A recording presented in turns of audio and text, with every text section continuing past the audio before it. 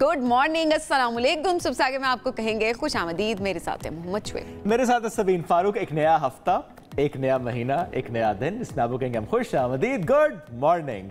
Programme का आगाज़ करते हैं एक सवाल से, और सवाल आपसे है, यूँ तो बहुत से लोगों ने इसमें अपनी राय दे दी है, अपना जवाब दे दिया। चूँकि सर्वे हुआ था, सर्वे ये था, अरेंज मैरिज या लव मैरिज। आप घर वालों की मर्जी से शादी करना चाहते हैं, हाँ, या अपनी मर्जी से शादी करना चाहते हैं? इस पे जो लोगों की राय हो तो हम बाद में शेयर करेंगे। पहले मैं सबीन से पूछता हूँ कि उनकी ज़ाती राय इसमें क्या है। आप बताएं, आपकी शादी हुई है, लव मैरिज थी, अरेंज मैरिज थी? बोथ। ये ड्रामे होते हैं सारे, बस करें भैया। देखिए मेरी बात सुने, ये जो लोग कहते हैं ना बोथ ये ड्रामे होते हैं। या लव मैरिज होती है या अरेंज मैरिज। ठीक है, अरेंज बाद में लव हो गया, ऐसी बात है। ओके, हर रिश्ते में प्यार होता है ना, और होना चाहिए। हर रिश्ते में नहीं होता ये तो पॉइंट है सारा। नहीं, वो रिश्ता ही नहीं होता ना फिर।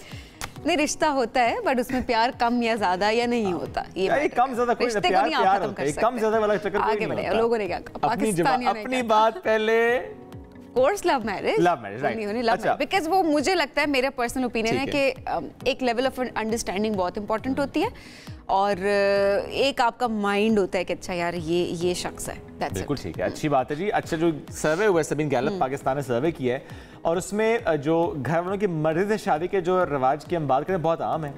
इस सर्वे में 81% पाकिस्तानियों ने अरेंज मैरिज के हक में जवाब दिया है, जबकि 18% ऐसे जो कहते नहीं पसंद की शादी। अच्छा, मुझे ये लग रहा है सबीन के जितने ज्यादा लोगों ने कह दिया ना, हाँ, घर वालों की मर्जी की शादी किसी डर खौफ से कह दिया है, विचों ने करनी नहीं।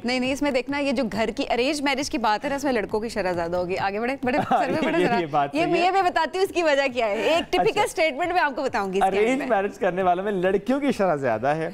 85% लड़कियों ने माँ बाप की ख्वाहिश पर शादी की बात की है, जबकि 14% ने अपनी पसंद से शादी करने को तरजीह दी है। अच्छा, लड़कों में 77% ने वालिदैन की बात मानी, ये पॉइंट, जबकि 22% ने अपनी मर्जी से शादी करने का। वैसे नहीं, इतना फर्क तो नहीं है दोनों में। अम्मी नहीं मान रही, ये पॉइंट, अम्मी नहीं मान रही। अब आपको समझ आई? तो बिल्कुल ठीक सर्वे है ये, इससे तो सब एग्री करेंगे। पहले अम्मी नहीं मान रही, अम्मी नहीं मान रही, हम कास्ट से बाहर शादी नहीं करते, हमारे फलाने मसले हैं, और हम मुझसे पूछे बगैर हमारी मंगनी कर दी गई है, हमें पता ही नहीं।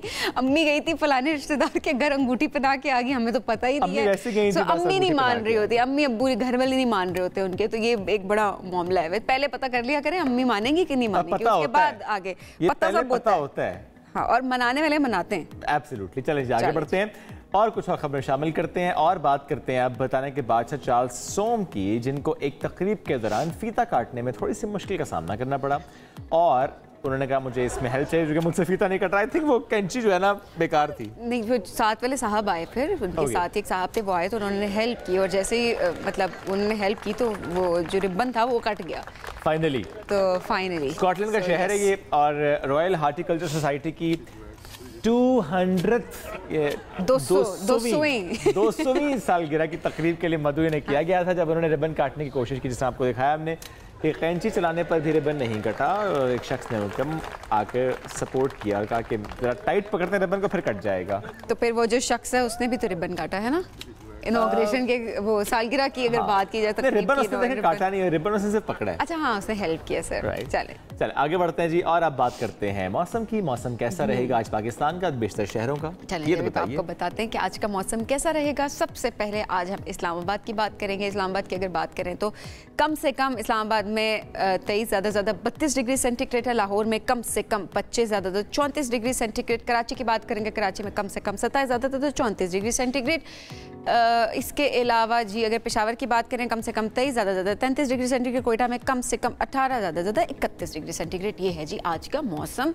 और वैसे इस वक्त जहाँ पर हमें सूरज नज़र भी आ रहा है, लेकिन आज से जो है वो नया स्पेल बारिशों का जो शुरू होने वाला है उसकी भी पेशेनगोई कर दी गई है। पंजाब में भी, सिंध में, बलूचिस्तान, केपी, इन तमाम सूबों की हम बात करें जहाँ बारिश की पेशगोई है। रावलपिंडी, इस्लामाबाद, लाहौर, गुजरांवाला, फैसलाबाद, यहाँ पर सड़कें ज़ेर-ए-आब आने का खदशा है। नहीं, इतनी बारिश हो सकती है कि अलर्ट जारी किया, बल्कि एक एडवाइजरी जारी की है NDMA ने, और ये जो बादल बरसने का सिलसिला है ये 5 सितंबर तक जारी रहेगा, यानी जुमेरात तक ये जारी रहेगा।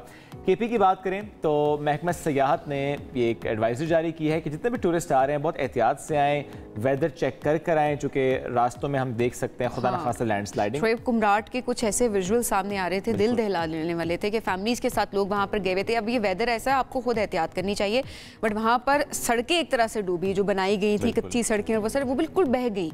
अब कब तक वो लोग वहाँ पर फंसे रहेंगे, कब तक जो है आपको जो वहाँ की इंतजामिया है, होटल इंतजामिया, वो आपको मुफ्त स्टे देगी? आपको फाइनेंशियली उस तरह से प्लान भी नहीं किया हुआ होता, और स्पेशली घर से दूर एक जगह फंस गए और अब बारिशों का सिलसिला आगे भी है, तो इट्स बेटर कि मत जाएं तो कुछ टाइम के लिए एहतियात करें। अब तो देखिए सियाती वहाँ पर जो टूरिज्म अथॉरिटीज हैं वो खुद भी कह रही हैं कि आप एहतियात करें, एहतियात करें।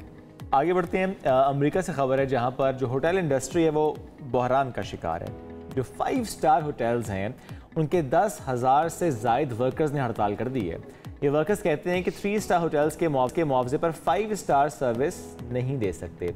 वो कहते हैं कि तनख्वाह में इजाफा किया जाए, वो कहते हैं कोविड के दिनों में की जाने वाली कटौती जो है वो वापस की जाए, तो इसलिए वो इस वक्त एहतजाज कर रहे हैं। तो लेट्स सी कि उनके एहतजाज किस रुख इख्तियार करता है, वो एहतजाज क्या होता है। वहाँ पर बढ़ेंगे आगे और एक और मौजू की तरफ जाएंगे और बात करेंगे हम पाकिस्तान में रोज़गार की। हम अक्सर ये जुमला सुनते हैं जी, अनएम्प्लॉयमेंट है, एक बड़ा इशू है पाकिस्तान का, लेकिन जो ताज़ा सूरत हाल है उसमें तो खुशखबरी है एक तरह से। हाँ बिल्कुल, जो रिपोर्ट आई है सबीन वो वाकई ऐसे, जो सर्वे है एप्सोस पाकिस्तान का, कि जिसके मुताबिक जो बरसर रोज़गार हैं, जितने भी लोग जो एम्प्लॉयड हैं पाकिस्तान में, उनकी शरह में इजाफा हुआ है और 3 साल की बुलंद तरीन सतह पर यह शरह आई है। इस सर्वे में 58% शहरियों ने बताया कि पिछले 1 साल में उनके खानदान के किसी फर्द की मुलाजमत नहीं की। नॉर्मली हम देखते हैं कि लोग अनएम्प्लॉयड हो रहे होते हैं, जॉब छिन जाना उनका ये बड़ा मामूल का मामला लगता था। एट द सेम टाइम बहुत सारे लोग ऐसे भी हैं जिन्होंने ये इस खौफ का इजहार किया है कि उनकी नौकरी जा सकती है। हर वक्त खौफ में मुब्तला रहते हैं कि जी उनकी नौकरी जा सकती है।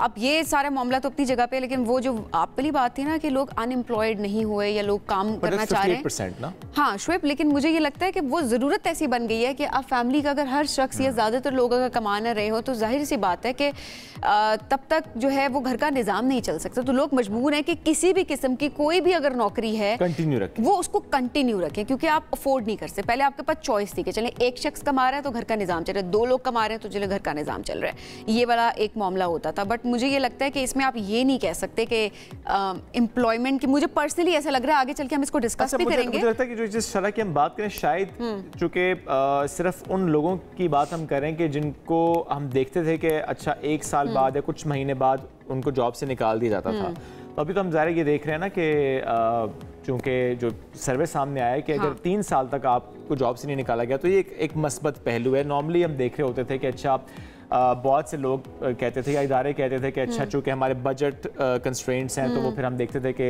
ले ऑफ्स हो रही होती थी, लोगों को निकाल रहे होते थे। कम बजट पे भी लोग काम करने को तैयार हैं। ये बहुत सारे फैक्टर्स हैं ना इसके अंदर।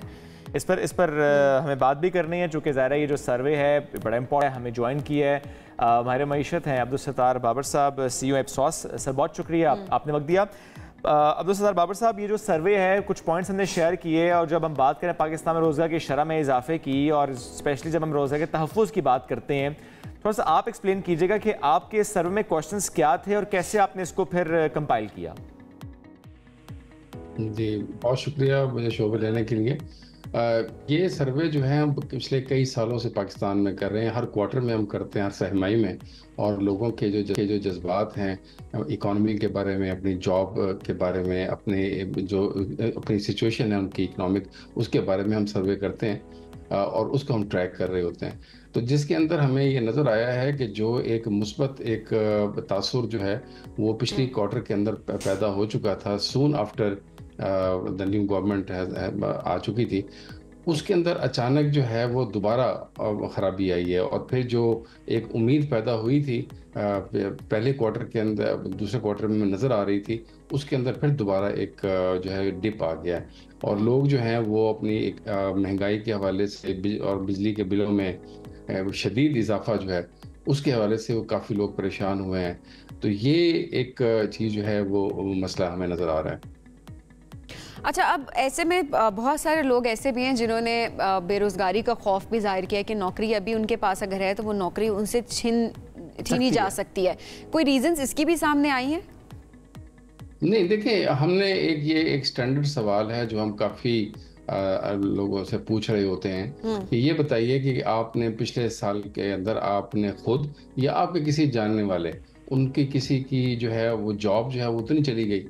तो ये अच्छा। हम हर साल पूछते हैं, तो उसमें अगर ज़्यादा लोग बता रहे हो कि उनकी जॉब चली गई, इसका मतलब है कि ज़्यादातर इस वक्त हालात ख़राब हैं और लोगों को नए रोज़गार नहीं मिल रहे, और लोग बल्कि जो मौजूद होते हैं रोज़गार के ऊपर वो एक्चुअली लूज़ कर रहे होते हैं। ये सिचुएशन जो है उसके अंदर अल्हम्दुलिल्लाह काफ़ी बेहतरी आई है, और मैं समझता हूँ कि ये एक तवील अरसे के बाद ये अब हम कह सकते हैं कि ये 2020 के शुरू में जो नंबर था हम उसको भी क्रॉस कर लिए हैं। तो हकीकत में ये दिसंबर 2019 के बाद 58% पाकिस्तानी जो हैं वो कह रहे हैं कि एटलीस्ट उनकी की जॉब जो खुद अपनी या उनके जानने वालों की किसी की जॉब जो है पिछले 12 महीनों में वो नहीं गई। तो that is a very positive development. इसका मतलब है कि स्टेबिलिटी के एक आसार जो है वो नज़र आ रहे हैं। हाँ, अलबत्ता जो परसेप्शन जो बनी हुई हैं, मैं समझता हूँ कि उसके अंदर जो है हुकूमत की जो एक मीडिया पॉलिसी है, ये the way they are engaging आम पाकिस्तानियों को, वो इतनी कामयाब नहीं है। ये तो बहुत इंपॉर्टेंट ज़मीनी फैक्टर है सर, ये हक़ाइक़ जो की परसेप्शन है, बात चूंकि ज़ाहिर है हम यही जुमला हर जगह सुनते हैं, वो चाहे चैनल्स हों, वो चाहे कोई सेमिनार हो, वो चाहे कोई कॉन्फ्रेंस हो, वो चाहे इवन किसी जगह पे 4 लोग बैठ के बात करें, एक ही जुमला, पाकिस्तान में बेरोजगारी बढ़ रही है। लेकिन देखें जो आपका सर्वे है, आपके स्टैट्स हैं, वो हासे हौसला अफजा हैं। तो बड़ा दुरुस्त आपने कहा कि इसमें एक तो नाकामी ये है कि हम सही तरह से बता नहीं पा रहे, जिनका काम है बताना कि नहीं सिचुएशन उतनी बुरी नहीं है। तो थोड़ा सा बताएं कि ये जो परसेप्शन डेवलप हो जाती है इस तरह की कि नहीं जी बेरोजगारी बढ़ रही है, हालांकि इन एक्चुअल ऐसा नहीं हो रहा होता, ये कितना हिट कर रही होती है हमारी इकोनॉमी को, जनरली हमारे इस एनवायरनमेंट को? देखिए, perceptions are more important than reality at times. तो परसेप्शन जो है उनको अब इग्नोर करना वो मुनासिब नहीं है। यही तो मैं अर्ज कर रहा हूँ कि मसलन जो बिजली की प्राइसेस की अगर हम बात करें कि उसके अंदर लोगों ने जो बहुत बुरी तरह से महसूस किया है कितना इजाफा हो चुका है, ये वाली बात जो है ये हकीकत में अगर हम इसके पीछे जाकर देखें तो इससे ज्यादा सूरत हाल खराब रही है 2019 के अंदर। अच्छा, ठीक है, लेकिन शोर इतना नहीं मच रहा था बिजली की प्राइसेस के ऊपर। नहीं, 19 में बिजली की प्राइसेस और आज बिजली की प्राइसेस में आप कहना क्या चाह रहे हैं कि उस वक्त ज्यादा? मैं कह रहा हूँ कि लोगों को उस वक्त के लिहाज से जो प्राइसेस में इंक्रीज महसूस हुई थी, जो परेशानी महसूस हुई थी 2019 में, वो इससे ज्यादा थी। अच्छा, लेकिन जो मीडिया के अंदर शोर जो है वो उतना नहीं था 2019 में जो आज है। तो ये फर्क पड़ता है। अच्छा, ये फर्क पड़ता है, ठीक है। अब मेरा अपना एक पॉइंट ऑफ व्यू है, मैं आपसे उस पर थोड़ी क्लैरिटी जरूर लेना चाहूंगी। बहुत सारे लोगों के जहन में क्वेश्चंस भी होंगे, आई रियली वांट कि आप उनको क्लैरिफाई करें। अब ये वजह भी आप दिखाई दे रही है, जिस तरह हम इससे पहले भी एक डिस्कशन कर रहे थे और हम ये बात कर रहे थे कि अब लोग अफोर्ड नहीं कर सकते नौकरी ना करना। पहले उनके पास ऑप्शन होती थी कि अगर कोई कम पे कर रहा है तो लोग वो नौकरी छोड़ देते थे या किसी और एम्प्लॉयमेंट को ढूंढने की तरफ चले जाते थे। अब क्योंकि सब लोगों को कमाना पड़ता है तो जाहिर सी बात है लोग अफोर्ड नहीं, तो जितने में जो जिसको मिल रहा है लोग ज़्यादा मेहनत करके वहाँ पर वो कमा रहे हैं। तो क्या इसको हम स्टेबिलिटी का नाम दे सकते हैं कि ये स्टेबिलिटी है? जबकि आपने खुद कहा कि आपने कुछ स्टैंडर्ड क्वेश्चन, कुछ जनरल क्वेश्चन रखे और उसके बाद कुछ क्रॉस क्वेश्चनिंग भी उसके अंदर नहीं थी आपके क्वेश्चनियर में। सो इसको थोड़ा सा मैं चाहूंगी क्लैरिफाई करें। देखिए, जहाँ तक कि अगर आप अपनी सैलरी से खुश हैं या नहीं हैं, ये तो आप दुनिया के जिस मर्जी मुल्क में चले जाएं, कोई भी खुश नहीं होगा। और मैं आपको बताऊं कि जो हमारे पाकिस्तान के अंदर जो सूरत हाल है, इसके अंदर एक चीज़ कर्टेसी फैक्टर होता है कि लोग जल्दी मुतमईन हो जाते हैं। अगर आप मगरब के बहुत से मुल्कों में चले जाएं, स्पेशली फ्रांस में, जर्मनी, बाकी जगहों पर, आप हैरान होंगे कि इससे ज़्यादा बेहतर सहूलतें होती हैं लेकिन लोग मुतमईन नहीं होते। तो मैं समझता हूँ कि पाकिस्तान हुकूमत को जो चाहिए वो ये कि हम लोगों को एक उम्मीद दे, और जो हकायक हैं, जो इन्फ्लेशन के अंदर जो हकीकी तौर पर कमी आई है, जो हमारे डॉलर की प्राइस के अंदर जो एक स्टेबिलिटी आई है, इसके अलावा हमारे बाकी जो मुस्बत आशारियाँ मौजूद हैं, जो हकीकत हैं, उनके बारे में हम लोगों को नहीं बता पा रहे। या आप इसको ये भी कह सकती हैं कि इसके जो मुखालिफ जो कुव्वतें हैं जो उसको मुनासिब नहीं समझती, वो they had been so loud कि हकीकत जो है वो छुप के रह गई है। और अगर इसको हम सूबों की बुनियाद पर देखें इसी 58% को, तो कहाँ पर हालात ज़्यादा बेहतर नज़र आए आपको और कहाँ पर हालात ऐसे हैं जो कि अभी भी हम कह सकते हैं कि वो हौसला अफजा नहीं है? देखिए, जो इस वक्त तो मेरे सामने जो सारी चीज़ें जो मौजूद हैं, इसके अंदर उम्मीद चूँकि है वो छूट रही है, लोग जो हैं छोड़ रहे हैं। जिसकी वजह से लोगों की सेविंग्स के अंदर जो है वो कमी आनी शुरू हो गई है। लोग जो हैं वो परेशान हैं कि आइंदा क्या होगा। तो मैं ये समझता हूँ कि इस वक्त जो अहम तरीन जो काम है वो है पाकिस्तानियों को उम्मीद दिलाना। ये बहुत इंपॉर्टेंट है, पॉजिटिविटी आए, उम्मीद आए, आगे बढ़ने की जुस्तजू हो, लगन हो, जो नाउमीदी के बादल हैं वो नहीं होने चाहिए। लेकिन फैक्ट्स को मद्देनजर रखना ज़ाहिर है वो भी बहुत ज़्यादा जरूरी है। बहुत शुक्रिया अब्दुल सत्तार बाबर साहब प्रोग्राम में हमें ज्वाइन करने के लिए। आगे बढ़ते हैं। मिस्टर बीन, देखा होगा आपने उनका कोई ना कोई क्लिप। कौन नहीं जानता उनको? नहीं, उनको तो जानते हैं। उनके एक क्लिप, एक उनके जो सीरीज में गाड़ी उनकी बड़ी मशहूर, बिल्कुल याद होगा, आपने सोफा भी रख लेते थे गाड़ी के ऊपर। Exactly. पूरा सामान भी उस गाड़ी में शिफ्ट कर लेते थे। ऐसा ही है। गाड़ी को ताला भी लगा लेते थे साइड ट्राई सर्कल। वो गाड़ी तो नहीं, हाँ। लेकिन बिल्कुल उस जैसी गाड़ी, यानी मिस्टर बीन जैसी गाड़ी। अच्छा। इस्लामाबाद की सड़कों पर फराटे भरती दिखाई देती है। आप गए वहां पर? मैं ढूंढ ली आपने। दिखाते हैं आपको। मॉर्निंग, मेरे साथ है नाफे गुल और ये है मिनी ऑस्टिन 1964, यानी 61 साल की गाड़ी है ये। 60 साल में तो हम रिटायर हो जाते हैं, ये गाड़ी रिटायर नहीं हो रही। नाफे का इस गाड़ी के साथ कनेक्शन, यार कैसे और क्यों, इस पर आज हम उनसे बात करेंगे। लेकिन इससे पहले कि मैं कोई और बात करूं, नाफे मिस्टर बीन तो नहीं है आसपास? नहीं, मिस्टर बीन बस हम ही है इधर पाकिस्तान में बस। और नाफे कैसे, ये थोड़ी कहानी सुनाएं। इतनी पुरानी गाड़ी इतनी अच्छी हालत में आपके पास कैसे? एक्चुअली ये मेरे फादर की थी। ओके। तो बिल्कुल ये रस्टेड थी। ओके। तो ये चलने का क्या बिल्कुल देखने के काबिल नहीं थी। 25 साल से घर के गैराज के किसी कोने पे ये गाड़ी रस्टेड हालत में खड़ी थी। फिर नाफे को ख्याल आया कि नहीं, वो कहते ना कि अक्सर गाड़ियों के या बसों के पीछे लिखा होता है वक्त ने एक बार फिर दुल्हन बना दिया। तो नाफे ने सोचा इस गाड़ी को फिर से रिन्यू कर देते हैं। तो इसका मेकअप कहाँ से कराया? एक मुझे मैकेनिक मिला, डेंटर मिला, जिनकी वो है रावलपिंडी में। वो ऑनर, उनके ऑनर का नाम है राशिद साहब। सही। तो उन्होंने फिर मुझे साथ ना वो करते ही रिस्टोरेशन जो है ना, अच्छा, विंटेज मेरे 18 लाख लग गए इस पे। 18 लाख रुपए? क्योंकि कुछ बाहर से मैंने इंजन बाहर से इंपोर्ट किया है। ओके। जब आपने इस गाड़ी का पहला सफर किया, सड़कों में बाहर निकले, लोगों के तासुरात क्या थे? लोग तो मुझे बार बार यही थम्स अप रोक के या पीछे लेनी है। बेहतरीन चलती है? बेहतरीन। कोई मसला परेशान? उड़ती है जी। अच्छा, वैसे मिस्टर बीन ने तो इस गाड़ी के साथ और बड़ा कुछ किया हुआ था। उन्होंने तो वो लॉक के बजाय ट्राई सर्कल लॉक लगाया हुआ था। तो आपने भी इसके बारे में कोई ऐसी चीज तो नहीं सोच रखी कि इसको उससे साथ मुशाबियत हो जाए? वो मुशाबियत तो खैर पूरी गाड़ी है, पूरी गाड़ी है। आप इसमें घर तो शिफ्ट नहीं करते ना? नहीं, गाड़ी आप सोफा पर नहीं रखते, आप ब्रूम से नहीं चलाते? नहीं। पेट्रोल कितना खाती है? पेट्रोल ये 15 लीटर 1 किलोमीटर। एक लीटर में मैं थोड़ा सा घूमा हूँ, 1 लीटर में 15 किलोमीटर करती है और चलती है, बेहतरीन चलती है। अब बात करते हैं इसके इंटीरियर की। थोड़ा सा आप एक्सप्लेन करें। कंफर्टेबल तो है जी, नाइस जी, वो स्पेशियस भी है। हाँ, बिल्कुल ऐसी है। डैशबोर्ड बड़ा डिफरेंट है और ये रूफ से भी नहीं लगती। यस, पर स्टार्ट करते हैं इसको पहले। जी, क्या बात है। ये इंडिकेटर है, ठीक है। और तो इसका लेफ्ट का सीन होता है। ये लाइट्स के हैं, ठीक है, और ये हैजर्ड है, ठीक है, और ये वो फॉग लाइट्स अगर आपने एक्स्ट्रा लगी होती है। म्यूजिक का इंतजाम भी है अगर आप करना चाहें तो। स्पेशियस है, बहुत कंफर्टेबल भी है। अच्छा, इसके डोर्स बड़े डिफरेंट है, मैं आपको दिखाता भी हूं। इसके लॉक्स, ये खुलता यहाँ से है। ग्रेट। चले आइए जी, इसकी जरा डिग्गी देखते हैं कि वहां पे कितनी स्पेस है। एक आध सूटकेस तो आ ही जाता है, इतना सामान तो आ सकता है। क्या बात है।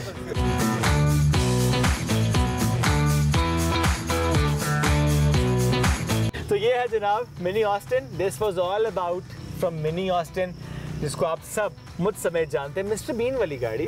तो मिस्टर बीन वाली गाड़ी यहाँ मिलती है, लेकिन मिस्टर बीन नहीं चलाते, नाफे इसको चलाते हैं। नाफे ने बड़े प्यार से इसको रखा हुआ है और लोग इनको रोकते हैं और कहते हैं लेट्स टेक अ सेल्फी। अच्छा, सेल्फी ना सही, ड्राइव तो हम भी करते हैं एंजॉय इसकी। फिर चलते हैं वापस स्टूडियोज।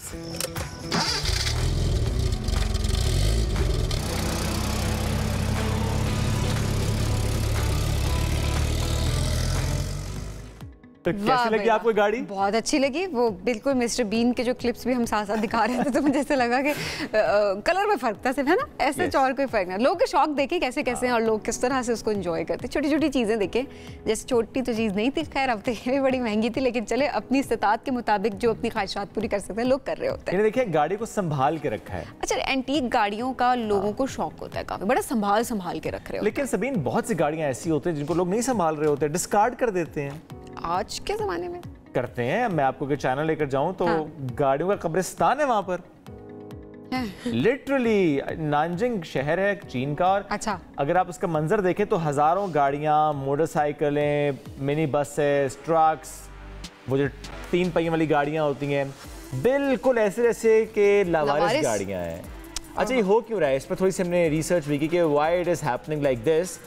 तो खबर ये आई कि चूंकि इलेक्ट्रिक गाड़ियों पे लोग शिफ्ट हो गए हैं, कन्वर्ट हो गए हैं, तो दैट्स वाई जो पेट्रोल से चलने वाली गाड़ियां हैं चूंकि महंगी पड़ती हैं, तो लोगों ने उनको बिल्कुल डिस्कार्ड कर दिया। इसी तरह अभी खड़ी हुई हमें नजर आ रही है। अच्छा, आई वाज जस्ट थिंकिंग कि हम इन गाड़ियों को कन्वर्ट क्यों नहीं कर रहे, हम वो सिस्टम इस पर लगा क्यों नहीं रहे, ताकि ये जो पूरी उसकी बॉडी है इसको हम इस्तेमाल कर लें, बजाय इसके हम नई गाड़ी बनाएंगे और नई गाड़ी पे हम इलेक्ट्रिक गाड़ियों की बात जो करते हैं, जाहिर है वो एक नई एनर्जी उसमें लगती है। पिछली चीज़ों को फेंक तो नहीं देते, आप उनको मॉडिफाई करते हैं, उसके अंदर आप इनोवेशन लेकर आते हैं, सो दैट आप उसको डिस्कार्ड ना करें किसी तरह से।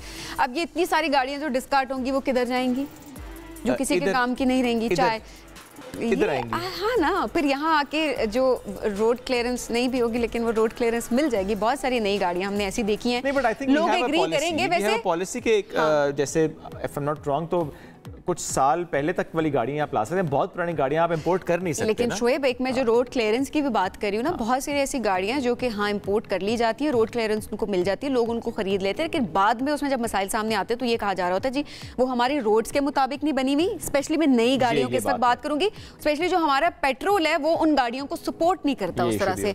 सो ये मामला है जिन पे हम इस पे मैं चाहूंगी हम आगे चल के एक जरा सेगमेंट भी करें। बिल्कुल, बहुत जरूरी है, जो ज्यादा कि गाड़ियां तो वहां से बाहर आ रही होती हैं। बिल्कुल। एनीवेज आगे बढ़ते हैं। और एक सवाल, क्या टाइटैनिक का द एंड होने वाला है?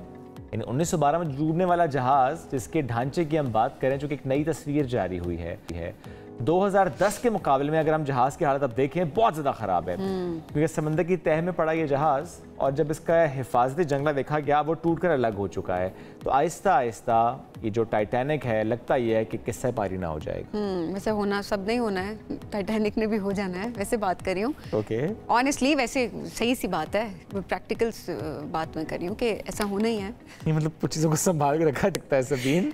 समंदर की इतनी तह तक उसको टाइटैनिक को कैसे संभाल के रखे? उसको निकाले वहाँ से। अच्छा, ओके, कोशिश करें। चलिए जी, कोशिश करें। इनके ख्वाहिश है टाइटैनिक को कैसे उसके पुर्जों को ही निकाल के उसको जरा संभाल के रख ले, बड़ा इंपॉर्टेंट है। उस तह में जाए, थोड़ा ठीक ठुक करें, ठोक बजा के ठीक करके आए उसको। हाँ ठीक है जी, आपकी ख्वाहिश है, हजारों ख्वाहिशें ऐसी कि हर ख्वाहिश पे दम निकले। ठीक है, चलें, आपके बड़े अरमान बड़े कम निकले। आगे मैंने शेर का बेड़ा गर्क कर दिया। आगे बढ़ते हैं जनाब, और अब जरा मुल्क की सियासी सूरत हाल की बात करते हैं, मूड को जरा चेंज करते हैं। इस मौजू पर अब बात करते हैं कि मुल्क की सियासी मंजरनामे पर क्या होने वाला है या क्या होने जा रहा है, क्योंकि हर रोज एक नई खबर आती है, एक मुलाकात होती है, फिर कई स्पेकुलेशंस सामने आ जाती हैं। जैसे कि कभी खबर आती है मुज़ाकरात की, बातचीत की, यानी हम सियासी जमातों के मुज़ाकरात की बात करें, जो कई रोज से हम ये देख रहे थे, कुछ खबरें आ रही थी कि नून लीग और पीटीआई के दरमियान मुज़ाकरात हो सकते हैं या हो रहे हैं, लेकिन हुआ ये कि दोनों जानिब से अब तरदीद आ चुकी है। वज़ीर दिफा और नून लीग के सीनियर रहनुमा ख्वाजा आसिफ साहब की बात करूँ तो उन्होंने तो बिल्कुल क्लियरली कह दिया जी कि कोई मुज़ाकरात नहीं, बल्कि उन्होंने कहा है कि इन हालात में पीटीआई से बात नहीं हो सकती। पर्सनली उन्होंने अपना एक ओपिनियन दिया कि मैं इसके हक में नहीं। उन्होंने कहा हालात भी ऐसे नहीं कि पीटीआई से बातचीत हो सके। ऐसा ही है। अच्छा, पीटीआई की तरफ से भी यही कहा गया है। बैरिस्टर गौहर अली खान ने क्लियरली कह दिया है कि जो पार्टी की सीनियर क़यादत है उन्होंने नून लीग से कोई मुज़ाकरात नहीं किए, ना ही कोई ख्वाहिश है और ना ही ऐसा कुछ होने वाला है। तो ये तो क्लैरिटी आ गई दोनों तरफ से। वैसे तो समटाइम्स ये होता है कि बात कर दी जाती है कि नहीं नहीं ऐसा कुछ नहीं, लेकिन बस से पर्दा बहुत कुछ हो रहा होता है। अगर देखा जाए तो गौहर साहब की जब बातचीत भी हुई थी तो वो ये बात भी एक महमूद खान अचकज़ई को एक तरह से नॉमिनेट की उन्होंने कहा कि इजाज़त दी गई है कि अगर मुज़ाकरात किए जा रहे हैं। साथ में उन्होंने ये भी कहा था कि अगर नून लीग की जानिब से कोई कमेटी बनाई गई तो कहते हैं उन्हें उसका इल्म नहीं है, लेकिन अगर बना दी गई है तो अच्छी बात है। तो अब जो बातें हैं वो एक तरह से बहुत ज़्यादा ओवरऑल अगर देखा जाए तो एम्बिग्यूटी हमें दिखाई दे रही होती है, कोई क्लैरिटी नज़र नहीं आ रही दोनों तरफ से अगर देखा जाए। अच्छा, अब तीसरी जानिब अगर देखा जाए तो वो ये है कि मौलाना फजल रहमान वो एक बार फिर अचानक वो अहमियत इख्तियार करेंगे। वैसे वो हमेशा अहमियत इख्तियार कर रखते हैं। सदर आसिफ अली जरदारी और वज़ीर आज़म शहबाज शरीफ ने इनसे इनकी रहायशगाह पर जाकर तवील मुलाकातें भी की हैं। और अब क्या होगा आगे चलकर, जाहिर सी बात है इस पर सवालिया निशान है कि किस तरह से जो इतने अरसे से मौलाना साहब को मनाने की हुकूमत की तरफ से कोशिशें की जा रही हैं, वो कोशिशें कितनी कामयाब होती हैं, उनको अब जाहिर है वो आगे चल के हम देखेंगे। अच्छा, और चलेंगे तो अब एक ओवरऑल हमने सिचुएशन आपसे शेयर की है, इस पर बात करना भी ज़ाहिर है बहुत अहम है, लेकिन इसके साथ साथ जो अपडेट्स आ रही हैं वो भी आपसे शेयर करते हैं, फिर आगे इस पर बात भी करेंगे। जैसे सेनेट और कौमी असम्बली का जो इजलास है वो आज शाम 5 बजे होना है और सुप्रीम कोर्ट के जजेस की तादाद के हवाले से तरमीमी बिल सेनेट इजलास के एजेंडे में शामिल है। अच्छा, इसके साथ साथ कुछ और भी चीज़ें हैं जो कि ज़ाहिर है हम देखेंगे कि जैसे अरशद नदीम, इनकी ओलंपिक्स में गोल्ड मेडल, इनके हवाले से करारदाद पेश होनी है, तो ज़ाहिर है ये चीज़ें हैं जो कि आज हम देखेंगे। बट जब हम कौमी असम्बली की बात करते हैं तो वहाँ से भी खबर यह है कि अलीम खान जो है वो निजकारी कमीशन तरमीमी बिल 2024 जो है मंजूरी के लिए आज पेश करेंगे और वज़ीर दिफा ख्वाजा आसिफ साहब पाकिस्तान नेवी ऑर्डिनेंस 1961 में तरमीम का बिल पेश करेंगे। भंग के कंट्रोल के लिए अथॉरिटी के क़याम का बिल भी आज पेश किया जाएगा और पंजाब में पावर शेयरिंग के मामले पर पीपल्स पार्टी और नून लीग की कोऑर्डिनेशन कमेटी का इजलास भी आज होना है। तो ये सारे सूरत हाल पर हम बात करेंगे। नईर बुखारी साहब सीनियर रहनुमा पीपल्स पार्टी के हमें ज्वाइन कर चुके हैं। नईर साहब बहुत आपने वक्त दिया। नईर साहब, पीपल्स पार्टी और PMLN, थोड़ा सा मैं इस कोऑर्डिनेशन से मुतालिक कि आपसे जानना चाहूँगा, जो बात हो रही है कोऑर्डिनेशन कमेटी का क़याम और मामला किस तरह से आगे बढ़ने हैं, पावर शेयरिंग की बात जो कि कई अरसे से होती आ रही है, where are we standing? Peoples Party और नून लीग, कोई डेडलॉक है, कोई इशू है जिस पर बात होनी है कि नहीं, चीज़ें बड़ी अच्छे अंदाज से आगे बढ़ रही हैं दोनों के दरमियान? शुक्रिया। गुजारिश है कि हमारा एक एग्रीमेंट था जब हमने ये हुकूमत साजी का काम शुरू किया था 8 फरवरी के बाद, और कुछ मामलात हमारा तय हुए थे PMLN के साथ, और ये भी तय हुआ था कि जो हुकूमत PMLN पंजाब में करेगी और मरकज़ में करेगी, ऑब्वियसली उसमें कुछ इश्यूज़ थे जिसमें पीपल्स पार्टी भी चाहती थी कि उनको अकोमोडेट किया जाए। बहुत सारे ऑफिसर्स थे, लॉ ऑफिसर्स थे, डेवलपमेंट के हवाले से थी, तो वो ऑब्वियसली कोऑर्डिनेशन कमेटी जो है दोनों साइड से कमेटीज़ कॉन्स्टिट्यूट की हैं, और वो क्योंकि politics day to day affair है तो इसलिए वो तवातर से मिलती रहेंगी। ये वन टाइम इशू तो था नहीं है, इश्यूज़ क्रॉप अप होते हैं, इश्यूज़ रिजॉल्व होते हैं, तो ये सिलसिला जारी रहेगा। और आज मीटिंग है, वो कोई कंसर्न्स होते हैं, इवन आप अपने इंस्टीट्यूशन में ऑर्गेनाइजेशन में देख लें तो आपके ऑफिशियल्स, आपके चीफ एग्जीक्यूटिव्स और बाकी लोग मुलाकात तो करते रहते हैं। जो ये बात दुरुस्त है, मुलाकातें होती हैं, लेकिन सर जो पीपल्स पार्टी नून लीग की बात है उसको हम इसलिए किसी और ज़रा से रिलेट नहीं कर सकते, जो कि हम ये देख रहे हैं कि आप एग्रीमेंट की बात तो कर रहे हैं, लेकिन ज़रा डे वन से हम देखते हैं कि पीपल्स पार्टी कहते हैं ठीक है हम साथ तो हैं लेकिन हम काबीना में नहीं है। फिर जब हुकूमत कोई फैसला कर लेती है, उसको इम्प्लीमेंट करती है, तो जवाब आता है पीपल्स पार्टी से बंद कमरों में फैसले हो गए, ज़रा आप काबीना में नहीं है तो फैसलों को सपोर्ट करते हुए दिखाई देते हैं, या उन फैसलों को निगेट करते हुए दिखाई देते हैं। तो ये जो मामला है ज़ाहिर है ये थोड़ा डिफरेंट है। काबीना में नहीं है तो जो फैसला होगा आप लोग उसके साथ नहीं होते, तो फिर या तो काबीना में हो जाएं ताकि फैसलों में ज़रा साथ हों। तो ये मैं समझना चाह रहा हूँ कि इस वक्त ये जो मसाइल हैं पीपल्स पार्टी और नून लीग के दरमियान, ये हल किस तरह से हो सकते हैं? आपकी राय क्या है इसमें? ये देखिए, जो आपने अपना नैरेटिव दिया ये आपकी परसेप्शन है। अच्छा। हमारे मामलात PMLN के साथ ठीक चल रहे हैं। अच्छा। और जहाँ पे डिसीजंस की बात है तो हमने तो कुल्ली तौर पे उनको इख्तियार दिया हुआ है कि हुकूमत वो चलाएं, और क्योंकि हमारा एक एक्सपीरियंस PDM की गवर्नमेंट का था तो बहुत सारे इश्यूज़ पे कंसेंसस डेवलप नहीं हो सकता था, या PMLN की गवर्नमेंट जो है अपनी पॉलिसीज़ इम्प्लीमेंट नहीं कर सकती थी। तो इसलिए हमने हमारी कैबिनेट सेंट्रल एग्जीक्यूटिव कमेटी ने फैसला किया कि हम कैबिनेट की स्लॉट्स नहीं लेंगे, वो कुल्ली तौर पे इख्तियार होगा PMLN का। बाकी जो फैसले आप कहते हैं एतराज़ करते हैं, ये एक आपकी परसेप्शन है, लेकिन जो इश्यूज नहीं मैंने डी चौक में देखा है, मेरी परसेप्शन नहीं है। Exactly. Let me complete it now. जी प्लीज प्लीज। तो जो इश्यूज कंसर्निंग हैं, से फॉर एग्जांपल जिन प्रोविंसेस में हमारी गवर्नमेंट है उनमें कोई इश्यूज़ है तो वो हम बात करते हैं। फॉर एग्ज़ाम्पल उन प्रोविंसेस में जहाँ पे हमारी गवर्नमेंट नहीं है, एन की गवर्नमेंट है, वहाँ पे पीपल्स पार्टी के जो हमारे जो ऑफिस बेरर्स हैं, पार्लियामेंटेरियंस हैं, प्रोविंशियल असम्बली के मामलात हैं, उनके इश्यूज़ हैं, उनकी कॉन्स्टिट्यूंसीज़ के इश्यूज़ हैं, तो वो हम डिस्कस कर लेते हैं। या KPK में ऑब्वियसली वो भी अपोजिशन में, हम भी अपोजिशन में, तो वहाँ पे हम पब्लिक इश्यूज़ पे हम ज़रूर बात करते हैं और वो बात रहेगी, और पब्लिक इंटरेस्ट की बात करेंगे कि पब्लिक इंटरेस्ट में कौन से इक़दाम उठाने चाहिए। हम सजेस्ट कर सकते हैं और हम सजेशन दे सकते हैं। बात एतराज़ की नहीं है, बात सजेशन की है, क्योंकि हमने एक फ़ैसला किया है कि हमने सिस्टम की कंटिन्यूटी पे बिलीव करते हैं और सिस्टम को चलाना है 5 साल के लिए, इस पार्लियामान को चलाना है 5 साल के लिए, अनटिल अनलेस कि कोई नो कॉन्फिडेंस आ जाए, कुछ और इशू हो जाए, वो भी कॉन्स्टिट्यूशनल तरीका है। लेकिन पीपल्स पार्टी PMLN के साथ खड़ी है और हमने उनको एश्योर किया कि हम बिल्कुल आपको सपोर्ट करेंगे। आप मुल्क जिन क्राइसिस में फंसा हुआ है उसमें से निकलने की कोशिश करें, बिलखुसूस जो इकनॉमिक क्राइसिस है उससे हमें निकलने की बहुत ज़रूरत है।